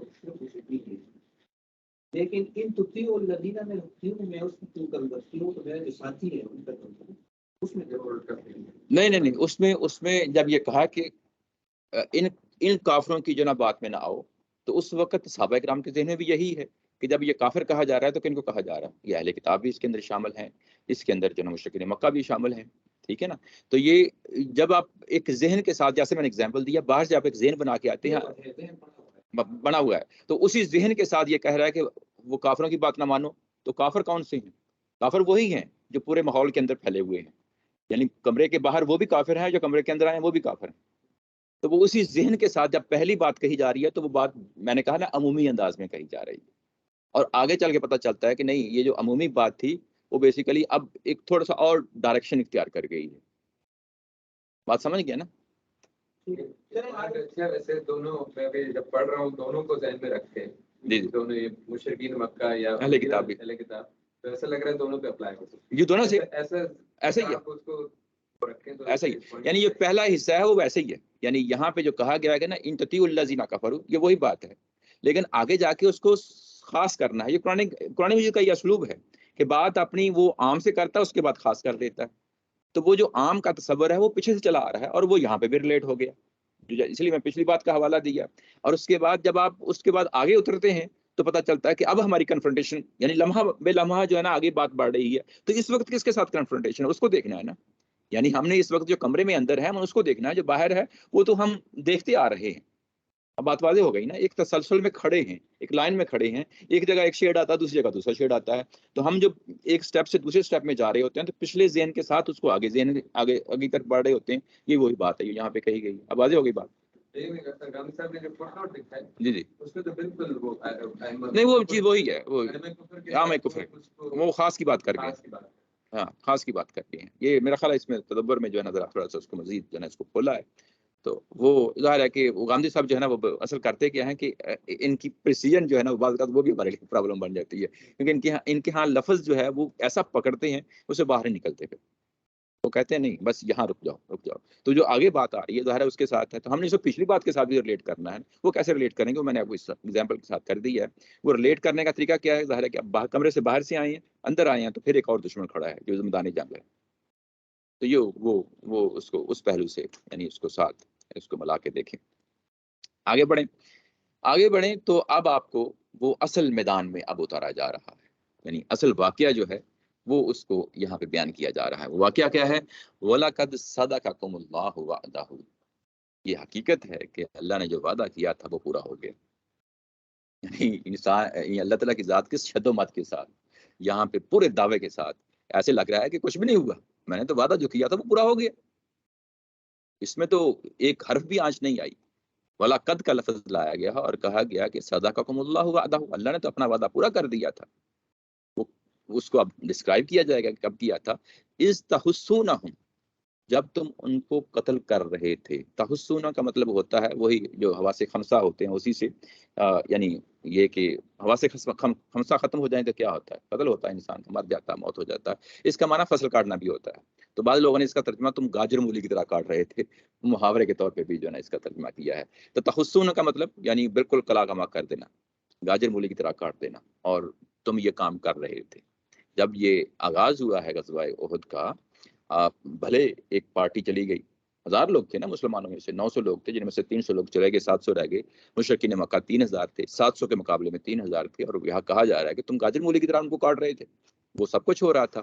اور یہ کیسے ہو رہا تھا؟ کہا گیا بھی اذنی ہی، اللہ کے حکم کے ساتھ ہو رہا تھا. یعنی اس میں تمہارا کوئی کردار نہیں تھا، یعنی تمہاری کوئی افرادی قوت نہیں تھی، تمہاری کوئی ٹیکنیک نہیں تھی، ٹیکنالوجی نہیں تھی. صرف اور صرف جو ہے نا وہ اللہ کے اذن کے ساتھ ہو رہا تھا. وہ اذن کیا تھا؟ 3000 فرشتے ہیں، 5000 فرشتے ہیں، وہ اتر گئے ہیں، وہ کام کرنا شروع کر دیا. یعنی وہ ایکٹیویشن جو ہے نا ان کی وہ ہو گئی ہے، وہ انسٹالیشن ان کی ہو گئی ہے، اور وہ انہوں نے اپنا کام کرنا شروع کر دیا. اور وہ کام کر رہے تھے اور تم بھی ساتھ جو ہے نا ان کو گاجر مولی کی طرح کاٹ رہے تھے. اس کے بعد کہا ہے کہ یہ کب تک چلتا رہا؟ حتی اذا فشلتم، تم کمزور پڑ گئے. فشل کا مطلب ہوتا ہے کمزور پڑ جانا، سست پڑ جانا. تم کمزور پڑ گئے. کمزوری کس چیز میں پڑ گئی؟ پیچھے کیا آئی تھی؟ صبر ہی کرنا تھا، ثابت قدمی سے کام لینا تھا، توکل سے کام لینا تھا. تم اپنے ان اخلاقی قدروں پہ، ان جو اخلاقی چیزیں تھیں ان میں کمزور پڑ گئے. اور پھر اس کے بعد کیا ہوا؟ اب اس کو مزید کھولا ہے، فشل تم، کہ تم کمزور پڑ گئے. وہ کیا چیز تھی جس کی وجہ سے تم کمزور پڑ گئے؟ وہ ہے تنازعتم فی الامر، تمہیں ایک حکم دیا گیا تھا، اس کے اندر تنازع میں پڑ گئے. تنازع جو ہے وہ تنازع لفظ اردو میں بھی استعمال ہوتا ہے، یعنی آپس میں جھگڑا پیدا کر دینا کہ یہ چیز یوں ہونی چاہیے، یہ یوں ہونی چاہیے. وہ 50 تیر انداز تھے جن کو ٹیلے پہ بٹھایا گیا تھا. اور اس کے بعد عبداللہ بن جبیر تھے جو ان کے وہاں پہ ذمہ داری دی گئی تھی، وہ تو اپنی جگہ پہ قائم و دائم رہے، وہ تو شہید ہو گئے وہیں پہ. لیکن ان میں سے عبداللہ بن جبیر بڑی مشہور صحابی ہیں، عبداللہ بن جبیر. تو وہ ظاہر ہے کہ نہیں بڑا مشہور نام ہے. حمزہ سیدنا حمزہ جو ہے نا چچا بھی وہاں پہ شہید ہوتے ہیں. اور بھی بڑے بڑے صحابہ کے نام ہیں جہاں پہ شہید ہوتے ہیں. تو وہ یعنی آپس میں 50 لوگ تھے تیر انداز، تو آپس میں اس چیز میں پڑ گئے کہ دیکھو فتح تو ہو گئی، اب ہمیں جو لوگ کہہ رہے ہیں مطلب ایسا نہیں تھا کہ سارے لوگ گئے، سارے لوگ نہیں گئے. اس لیے تنازع کا لفظ آ گیا نا، تنازع آ گیا کہ کچھ لوگوں کے درمیان جو ہے نا تنازع پیدا ہو گیا، کنٹروورسی پیدا ہو گئی. اچھا یہ یہاں تو واضح ہو جاتا ہے، اپنے پورے یعنی مفہوم میں واضح ہو جاتا ہے. ہمیں احادیث سے پتہ چلتا ہے کہ تمہارے اوپر اگر گدھیں آ کے جو ہے نا وہ تمہارا بال بھی نوچیں گی تو تم نے اس جگہ سے نہیں ہٹنا. اس حد تک جو ہے نا پرسنل نے کہہ دیا تھا ان کو کہ تمہیں یعنی یہ تمہارے اوپر ہے سب کچھ. اس وقت ان کو اس انداز میں بتا دیا گیا تھا کہ یہ جو، کیونکہ ایک تو تعداد تھوڑی، اس کے بعد جس میدان میں کھڑے ہیں ایک پوزیشن میں اس طریقے سے وہاں پہ آ گئے تھے کہ یہ مدینہ اگر پورا گزر کے جائیں، اگر جنہوں نے حج کیا عمرہ کیا ہے تو جا کے دیکھیں وہاں پہ احد جو ہے وہ مدینے کے بعد میں آتا ہے. مکہ سے جائیں تو یہ سب سے آخر میں احد آتا ہے، مدینہ گزر جائیں تو اس کے بعد احد آتا ہے. یعنی اس طریقے سے ہے. اور جب احد آتا ہے تو وہاں پہ بھی انہوں نے کیسے پوزیشن لی، وہ بڑی ڈینجرس سچویشن بن گئی تھی کہ انہوں نے مدینے والی جگہ سائڈ پہ پوزیشن نہیں لی. انہوں نے مسلمانوں نے بالکل اپوزٹ جو پہاڑ والی جو صورتحال ہے وہ پوزیشن لیتے ہیں، اور اس میں پھر ظاہر ہے کہ اب پیچھے پہاڑ ہے اور آگے جو ہے نا میدان میں دوڑنے کی گنجائش ہے، پہاڑ میں دوڑنے کی گنجائش نہیں ہے۔ اب وہاں پہ ہوا یہ ہے کہ ایک جگہ جو ہے نا وہ متعین کر دی جاتی ہے، جگہ متعین کر دی جاتی ہے کہ اس جگہ پہ ہم نے لڑنا ہے۔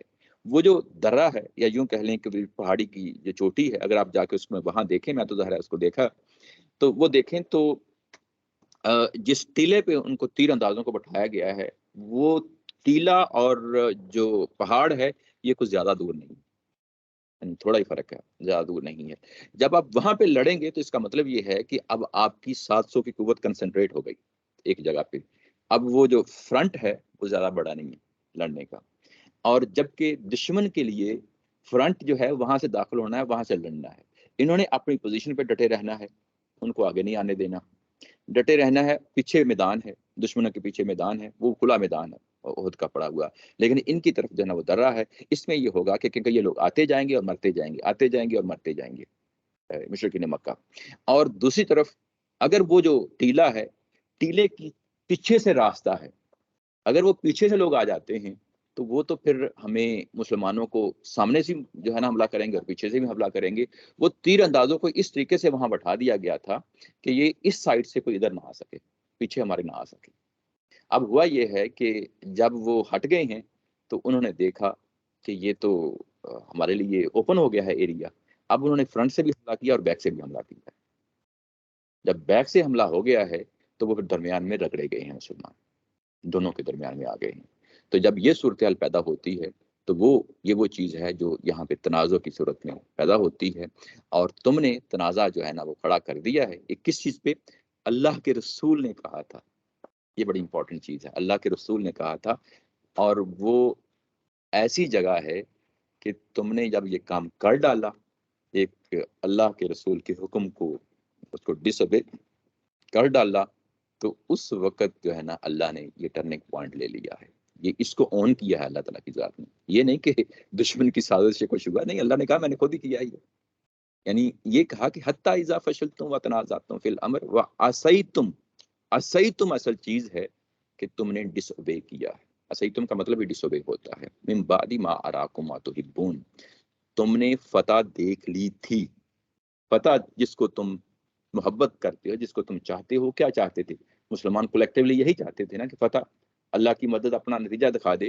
تو اللہ کی مدد نے اپنا نتیجہ دکھا دیا، وہ تمہیں مل گئی، اور دیکھنے کے بعد تم نے اب کیا کیا کہ تم نے غلطی کر ڈالی۔ تمہیں حکم نہیں دیا گیا تھا ابھی کہ تم اس ٹیلے سے اتر آؤ۔ یہ وہ جگہ ہے جس جگہ پہ پھر جو ہے نا اللہ نے اب حالات کا پینترا ہے وہ بدل دیا، تمہیں پسپائی پہ اختیار کر دیا۔ یعنی تم فتح والے کام کر رہے تھے، تم گاجر مولی کی طرح کاٹ رہے تھے، اب جب یہ ہو گیا، اللہ کے رسول کی حکم عدولی ہو گئی، تم نے اس سے پیچھے ہٹ گئے، تمہارے اندر ایک خاص چیز پیدا ہو گئی۔ وہ کیا ہے؟ منکم من یرید الدنیا، تم میں سے وہ کچھ لوگ ایسے بھی تھے جو دنیا چاہتے تھے، مال غنیمت چاہتے تھے، اور منکم من یرید الآخرہ، اور کچھ ایسے بھی لوگ تھے جو آخرت چاہتے تھے۔ اب تنازع پیدا ہو گیا، اس میں سے ضروری نہیں ہے کہ سارے کے سارے جو ہے نا وہ دنیا داری تھے، نہیں، ان میں سے شہید ہوئے ہیں، ان میں سے اعلیٰ جو ہے نا رتبے کے پائے کے لوگ تھے، اور وہ ان کا مطمئن نظر وہی تھا جو ہونا چاہیے، جو اہل ایمان کا ہوتا ہے، یرید الآخرہ، وہ آخرت چاہتے تھے، اور کچھ جو تھے وہ یرید الدنیا چاہتے تھے۔ اصل یرید الدنیا ہے یہ یہاں پہ ایشو بن گئی ہے، اور اللہ تعالیٰ کی ذات اب ان کا تطہیر کرے گی کہ یہ جب اترے ہیں تو بے پھر پورا کا رسول کا ساتھ دیں، اترے ہیں تو رسول کا ساتھ دیں۔ اس میں یہ کہ یہ یاد رکھیں کہ اللہ نے یہاں پہ بھی فرق کیا ہے، یہاں پہ جتنے یہ اس ٹیلے پہ لوگ ہیں یہ سارے مخلص ہیں، جو منافقین ہیں وہ بعد میں آئیں گے۔ یہ اگر یہاں پہ منافقین ہوتے تو کوئی ایسی بات نہیں تھی، کیوں اللہ تعالیٰ کی ذات کو یہ اتنا بڑا سٹیپ لینا پڑا؟ یہ سارے کے سارے مخلص ہیں، اور ان کو یہ بتایا جا رہا ہے کہ تمہارے اندر کوئی کمیاں ہیں، کوئی کوتاہیاں ہیں، وہ میں نہیں دیکھنا چاہتی۔ وہ کمیاں اور کوتاہیاں کیا؟ تمہارے اندر ثابت قدمی نہیں رہی، تمہارے اندر بزدلی آ گئی، تمہارے اندر پست ہمتی آ گئی، وہ میں جو ہے وہ نکالنا چاہتی ہوں تمہارے اندر سے۔ اچھا، جب یہ سب کچھ ہو گیا اور اس کے بعد ثم صرفکم عنہم، پھر اس کے بعد تمہارا رخ میں نے ان سے موڑ دیا، تمہارا رخ ان سے موڑ دیا۔ تم کیا کر رہے تھے؟ گاجر مولی کی طرح ہی کاٹ رہے تھے نا، تمہارا رخ ان سے موڑ دیا، اب بالکل اپوزٹ ہو گیا۔ رخ موڑنے کا مطلب یہ ہے کہ اب وہ تم پہ حملہ کریں گے، اب وہ کام جو تم کر رہے تھے وہ تمہارے ساتھ وہ کریں گے، تمہارا رخ بدل دیا میں نے، ٹھیک ہے، اس کام سے۔ اس کے بعد ایک بڑا اہم لفظ بول رہا ہے، لیبتلیکم، یہ وہ لفظ ہے پچھلی دفعہ آپ نے کہا تھا کہ ابتلا کہاں ہے، یہاں پہ آ گیا۔ یہ اصل جو ہے میں نے کیوں رخ موڑا، وہ اس لیے کہ تمہیں ایک ابتلا میں مبتلا کرو۔ ابتلا کا مطلب میں نے کہا تھا کہ اس کا مطلب تھا ٹو چیلنج سم ون۔ جب آپ چیلنج کرتے ہیں تو کیا ہوتا ہے، انسان کے اندر اللہ تعالیٰ کی ذات نے قوت رکھی ہے، اس کے بعد اس کو کنفرنٹ کرتا ہے تاکہ میں دیکھوں کہ تم اس مصیبت میں جب آتے ہو تو تمہارے اندر جو ثابت قدمی میں دیکھنا چاہتا تھا، دکھاؤ پھر مجھے، آؤ دکھاؤ۔ تم نے غلطی کی، اس غلطی کو جو ہے نا ظاہر ہے کہ میں نے اس کو دیکھ لیا، میں نے اس کو بھانپ لیا، میں نے اس کو پرکھ لیا۔ جب یہ کر لیا تو جب اس کے بعد پھر ظاہر ہے کہ میں نے اس کو تمہیں ایک طبیعت سے گزارنا تھا، ایک ٹریننگ سے گزارنا تھا، اور وہ جو ٹریننگ ہے وہ اطلاع کی ٹریننگ ہے۔ وَلَقَدْ عَفَا عَنْكُمْ، اس ٹریننگ کا جو مقصد ہے وہ ہے ابتلا، وہ تمہیں ثابت قدمی دکھانی ہے، تم دوبارہ اس موڑ میں آ جاؤ، دوبارہ اسی موڑ میں آ جاؤ۔ یوں ہی وہ موڑ آ جاتا ہے تمہارے اندر تو اس کے بعد کہا وَلَقَدْ عَفَا عَنْكُمْ، پھر اس کے بعد میں نے معاف کر دیا۔ اب یہاں پہ معاف کرنا کو گناہ نہیں ہے، کو سزا دینا نہیں ہے، بلکہ ایسے ہی ہے جیسے جو ہے نا جیسے جو ہے نا یعنی اگنور کر دیا، جانے دیا۔ یعنی اس کے بعد یہ کہ ثم صرفکم عنہم لفظ پیچھے آیا تھا نا کہ میں نے تمہارا رخ بدل دیا تاکہ تمہاری آزمائش کروں۔ اس کے بعد کچھ ٹائم گزرا ہے، گزرنے کے بعد پھر جو ہے نا میں نے اس کو جو بات تم کو ہٹایا تھا نا وہ دوبارہ تمہارے اندر وہ چیز پیدا کر دی کہ تم جو ہے نا وہ ان کو پیچھے پسپا کر سکو۔ دوبارہ جب یہ پیدا کر دی ہے تو اس کا مطلب یہ ہے کہ یہاں پہ یہ بڑی خاص بات کر گئی ہے اللہ تعالیٰ کی ذات کہ پھر میں نے عفو درگزر سے کام لیا۔ یہ عفو درگزر یعنی جانے دیا، کس چیز سے جانے دیا؟ کہ میں نے پھر ان کو تمہارے اوپر کوئی غلبہ نہیں ان کو عطا فرما دیا، مشرکین مکہ کو تمہارے اوپر غلبہ نہیں عطا فرما دیا، جس کی بنیاد پہ وہ تمہیں قیدی بناتے، جس کی بنیاد پہ کیونکہ وہ مدینہ کی طرف تھے، مدینہ سے گزر کے آئے تھے، واپسی پہ جاتے ہوئے پیچھے خواتین تھیں، ان کے جانور تھے پیچھے، وہ اس پہ دھاوا بول سکتے تھے، یہ بھی نہیں میں نے ہونے دیا۔ یہ سارا کام میں نے کنٹرولڈ فیشن میں کیا ہے۔ یہ لیبتلیکم وَلَقَدْ عَفَا عَنْکُم یہ اس کے اندر ہے۔ اور اس کے بعد کہا وَاللَّهُ ذُو فَضْلٍ عَلَى الْمُؤْمِنِينَ، یہ تو اللہ تعالیٰ کی ذات نے فضل کیا ہے تمہارے اوپر، اس کو کبھی بھی شکست کو اس کو اس انداز میں نہ دیکھو، یہ فضل کیا ہے۔ اس کا مطلب یہ ہے کہ یہ جو ابتلا ہوتی ہے، یہ جو آزمائش ہوتی ہے، یہ بھی تو اللہ کا فضل ہوتا ہے، یہ اللہ کی عنایت ہوتی ہے۔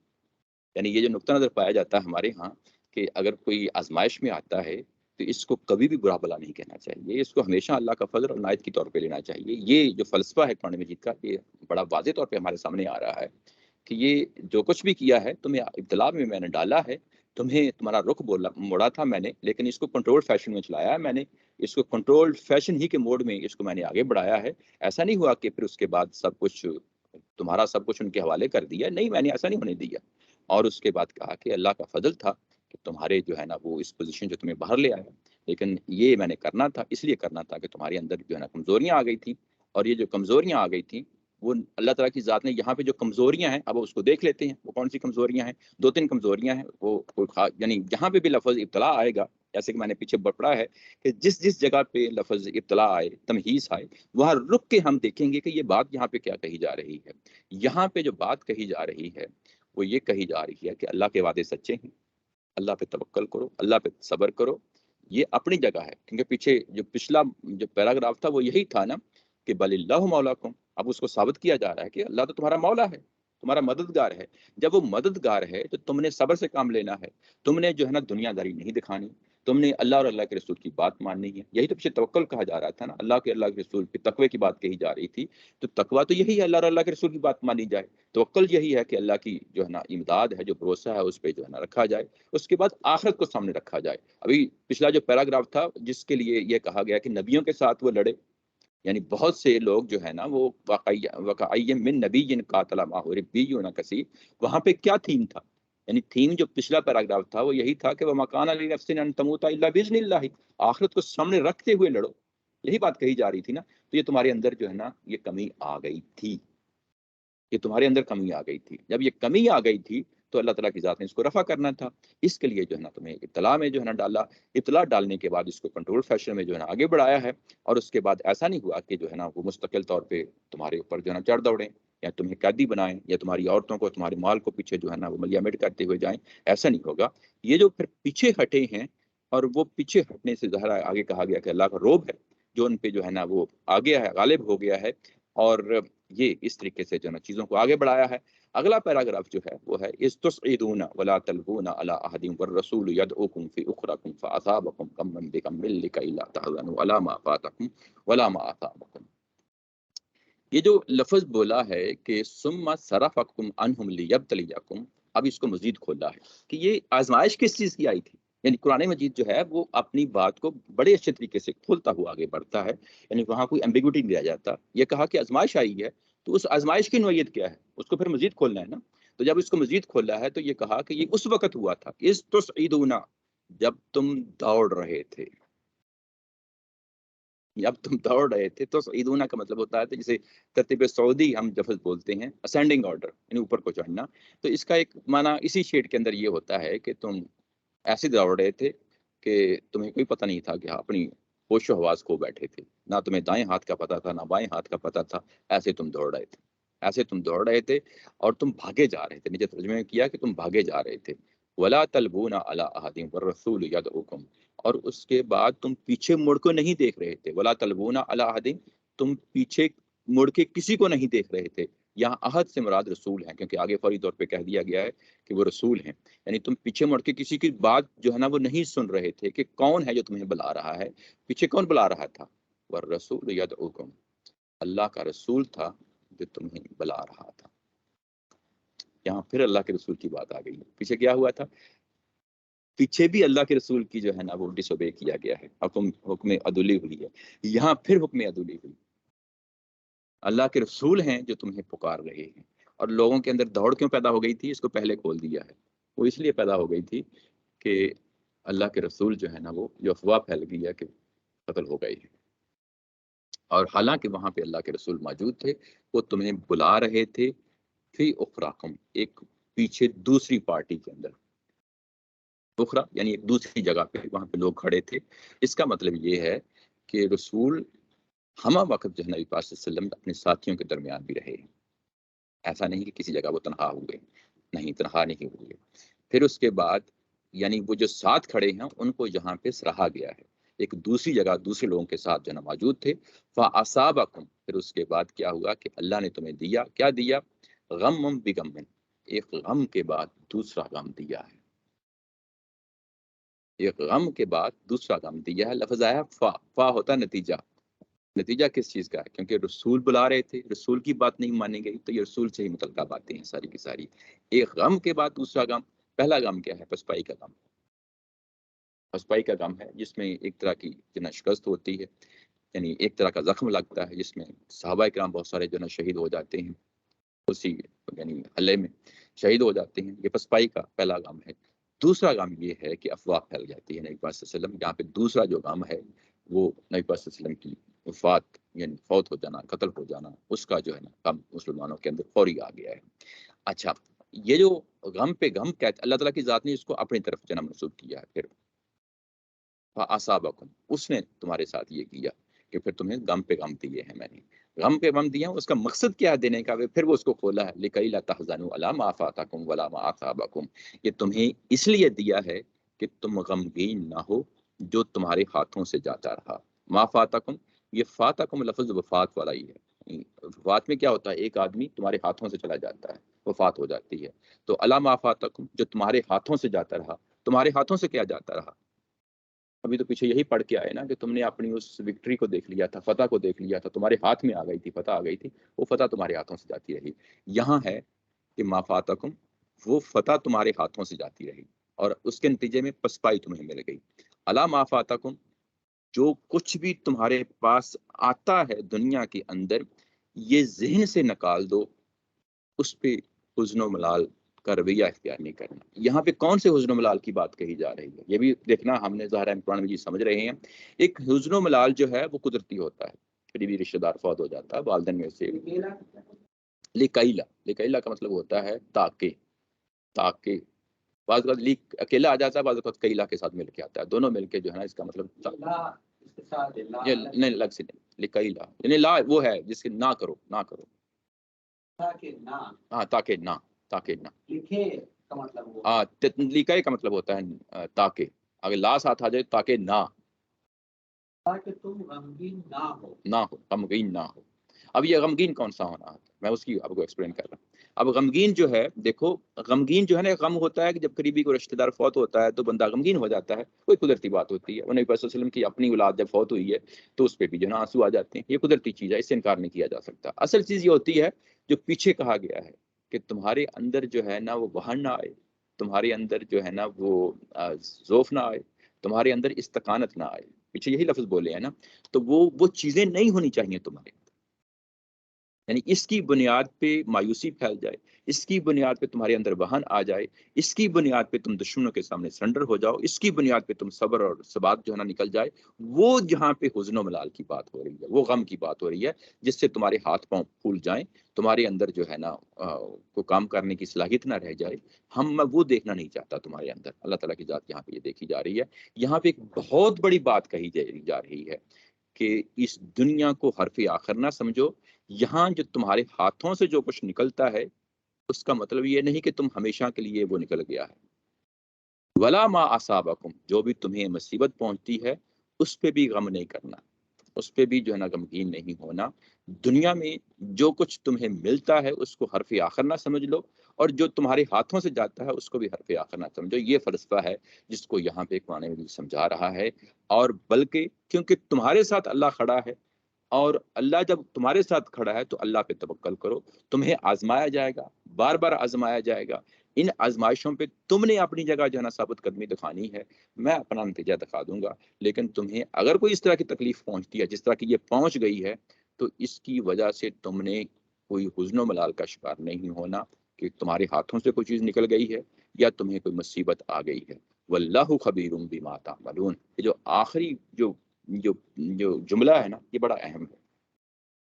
تم جو کچھ کرتے ہو اللہ اس کو جانتا ہے، یعنی یہ کہ اللہ کو تو علم ہوتا ہے کہ انسان کیا کرتا ہے، انسان نے کیا کرنا ہے، وہ کامیاب ہوتا ہے یا ناکام ہوتا ہے دنیا کے اندر، اس کا تو اللہ کو پورا پتہ ہے۔ یعنی ایک انسان کو اگر پیدا کر دیا ہے، یہ جو آج کے دور کے جو فلسفے ہیں ایتھیزم وغیرہ دوسرے تیسرے، یہ اس کا بہت بڑا توڑ ہے یہ پیراگراف، اور اس کے اگلا پیراگراف بھی جو ہے وہ یہ کہ اللہ کو تو پہلے پتہ ہے ان سب چیزوں کا، وہ اس کو ضروری نہیں ہے، اس چیز کی ضرورت نہیں ہے کہ وہ اس طرح کے کام کرواتا پھر، اس کو پہلے پتا ہے کہ تم نے یہی کرنا ہے، لیکن وہ چاہتا ہے کہ تم اس طرح کی چیز کے اندر پڑھو اور عملاً جو ہے نا تمہیں آزمائش میں ڈالوں، اور عملاً تم جو ہے نا کر کے دیکھو ایک چیز، اور اس کے بعد تمہارے رویے کیا بنتے ہیں میں نے اس پہ فیصلہ کرنا، رویوں پہ فیصلہ کرنا، باقی تو مجھے پتا ہے جو کچھ تم کرتے ہو، اللہ خبیر بما تعملون، یعنی مجھے پتا ہے اس چیز کا کہ جو کچھ تم کرتے ہو، اور مجھے پہلے سے پتا تھا کہ یہ تمہارے ساتھ یہ ہو جانا ہے، یہ میرا کوئی بات کا جو ہے نا کوئی میرے اللہ کے مائنڈ میں کوئی چیز بعد میں نہیں آئی، یہ مجھے پہلے سے معلوم تھا کہ یہ ایسے ہونا ہے، یہ مجھے معلوم ہے، اور میں کیوں کرتا ہوں وہ پیچھے بتایا کہ تمہیں آزمائش میں ڈالوں، اس آزمائش میں میں دیکھنا چاہتا ہوں کہ کیونکہ تمہیں اختیار اور ارادہ دیا گیا ہے، تم اپنے اختیار اور ارادے کو کس طرح استعمال کرتے ہو، تمہارے اندر جو ہے نا وہ جو اخلاقی صلاحیتیں ہیں وہ کیسے ظہور ہوتی ہیں، وہ جو اخلاقی صلاحیتیں ہیں تو تمہارے اختیار اور ارادے کی وجہ سے جو ہے نا وہ سامنے آئیں گی، اور جب سامنے آئیں گی تو اس کے بعد اسٹیبلش ہو جائے گا کہ تم لوگ کس طرح کے لوگ، یعنی وہ جو فلسفہ ہے یہ پوری آیا کے اندر بیسیکلی اس چیز کو یعنی یہاں پہ بیان کیا جا رہا ہے۔ جی یہ ویسے جو نارملی کہانی یہ جو غم پہ غم پہنچانے والی بات ہوئی ہے، جی جی، اس میں اس کا مطلب ہے کہ اس افواہ کی وجہ سے ان میں کمزوری نہیں آئی، جو نارملی ویسے سنائی جاتی وہ افواہ پہلے پھیلی تھی وسلم کی شہید ہو جانے کی، اور اس کے بعد جو ہے وہ مطلب وہ یہ وجہ نہیں تھی۔ نہیں، یہاں پہ جو ترتیب جس بتائی جا رہی ہے وہ پہلے واقعہ جو ہے نا وہ جو ٹیلے پہ جن کو بٹھایا گیا ان کے ساتھ ہو گیا ہے، اس کے بعد دوسرا واقعہ جو ہے نا اللہ تعالیٰ کی وجہ جاری ہے کیونکہ وہاں پہ پسپائی آ گئی ہے،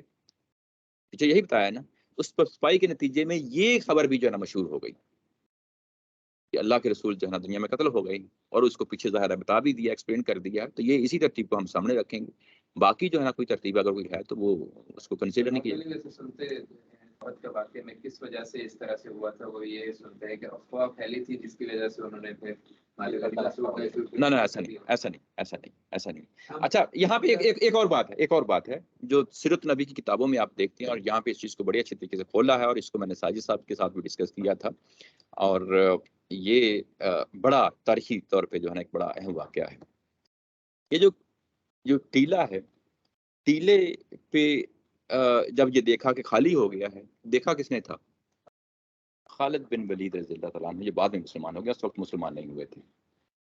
وہ بھی بیسیکلی یہ جو روب ہے نا یہاں پہ، اور جو پیچھے کہا تھا لیکتا طرف من الذین، وہ بھی اس کے متاثرین میں کہ انہوں نے دیکھ لیا اور سمجھ لیا کہ واقعی یہ تو مدد ہوئی ہے اللہ کی. یعنی دیکھو آنکھیں کھولنے کے لیے کافی ہے. انہوں نے خود پریکٹیکلی ان چیزوں کو صحابہ کرام نے دیکھا ہے کہ جو پہلے مشرک تھے بعد میں جو مسلمان ہوئے. اچھا اس میں ہمیں سیرت نبی کتابوں میں یہ بتایا جاتا ہے کہ یہ پہاڑی کے پیچھے سے آئے ہیں، پہاڑی کے پیچھے سے آئے ہیں. آپ اب بھی جائیں اور یہ مولانا صفی مبارک پوری جو ہیں جنہوں نے رحیق المختوم کتاب لکھی ہے، انہوں نے بھی اس چیز کو جو ہے نا وہاں پہ اس چیز کو نہیں مانا. یہ نہیں مانا کہ جو ہے نا پوری پہاڑ کے پیچھے سے آئے ہیں. اگر پہاڑ کے پیچھے سے آپ گھوڑا بھی دوڑا لیں تو پورا دن لگ جائے گا آپ کو واپس آنے کے لیے. ایسا نہیں ہوا.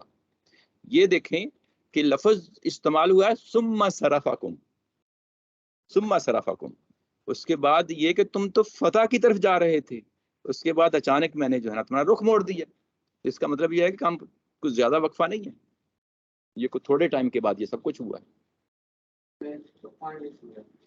پوائنٹ یہ ہے کہ حضرت خالد بن ولید کے بارے میں یہ بتایا جاتا ہے کہ جب وہ ظاہر مشرک تھے اس وقت، تو وہ پوری جو ہے نا وہ احد کے پہاڑ سے پیچھے سے آئے ہیں.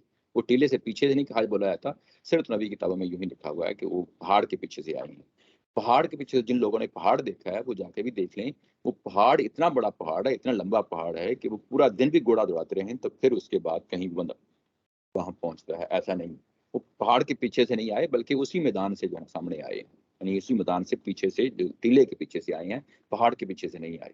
تو وہ ایگزیجریشن ہو جاتی ہے. وہ بات ہے یہاں پہ ہے، وہ بات یہاں پہ ثم صرفکم عنہم لیبتلیکم، یہ اس سے واضح ہو جاتی ہے کہ یہ ایک طرف فتح ہو رہی تھی. فتح میں جو ہے نا وہ مشرکین مکہ پسپائی اختیار کر رہے تھے. تم نے دیکھ لیا، جب تم نے دیکھا کہ وہ پیچھے ہٹ گئے ہیں، پسپائی اختیار کر لے ہیں، تو جو ٹیلے پہ لوگ تھے وہ آگے بڑھے ہیں اور انہوں نے جو ہے نا مالک غنیمت لوٹنا شروع کر دیا ہے. تو جب یہ ٹیلے انہوں نے دیکھ لیا ہے کہ ٹیلے سے لوگ اتر گئے ہیں، کیونکہ انہوں نے تیر انداز وہاں کھڑے کیے ہوئے تھے. جب ٹیلے سے اترے ہیں تو انہوں نے کہا اچھا پیچھے تو ہم ہٹ ہی گئے ہیں، پسپائی تو ہم ہو گئی ہے، اب ہم ایسے کرتے ہیں کہ وہاں انہوں نے پلان کیا ہوگا کہ ہم جو ہے نا پیچھے سے ان کو ٹیلے سے خالی ہو گیا وہاں سے جاتے ہیں، پیچھے سے ان پہ حملہ کر دیتے ہیں، تم آگے سے آ جاؤ. تو وہ جو خالد بن ولید کے ساتھ کوئی 250 افراد آئے ہیں، جو سیرت النبی کتابوں میں لکھا ہے کہ 250 افراد آئے ہیں.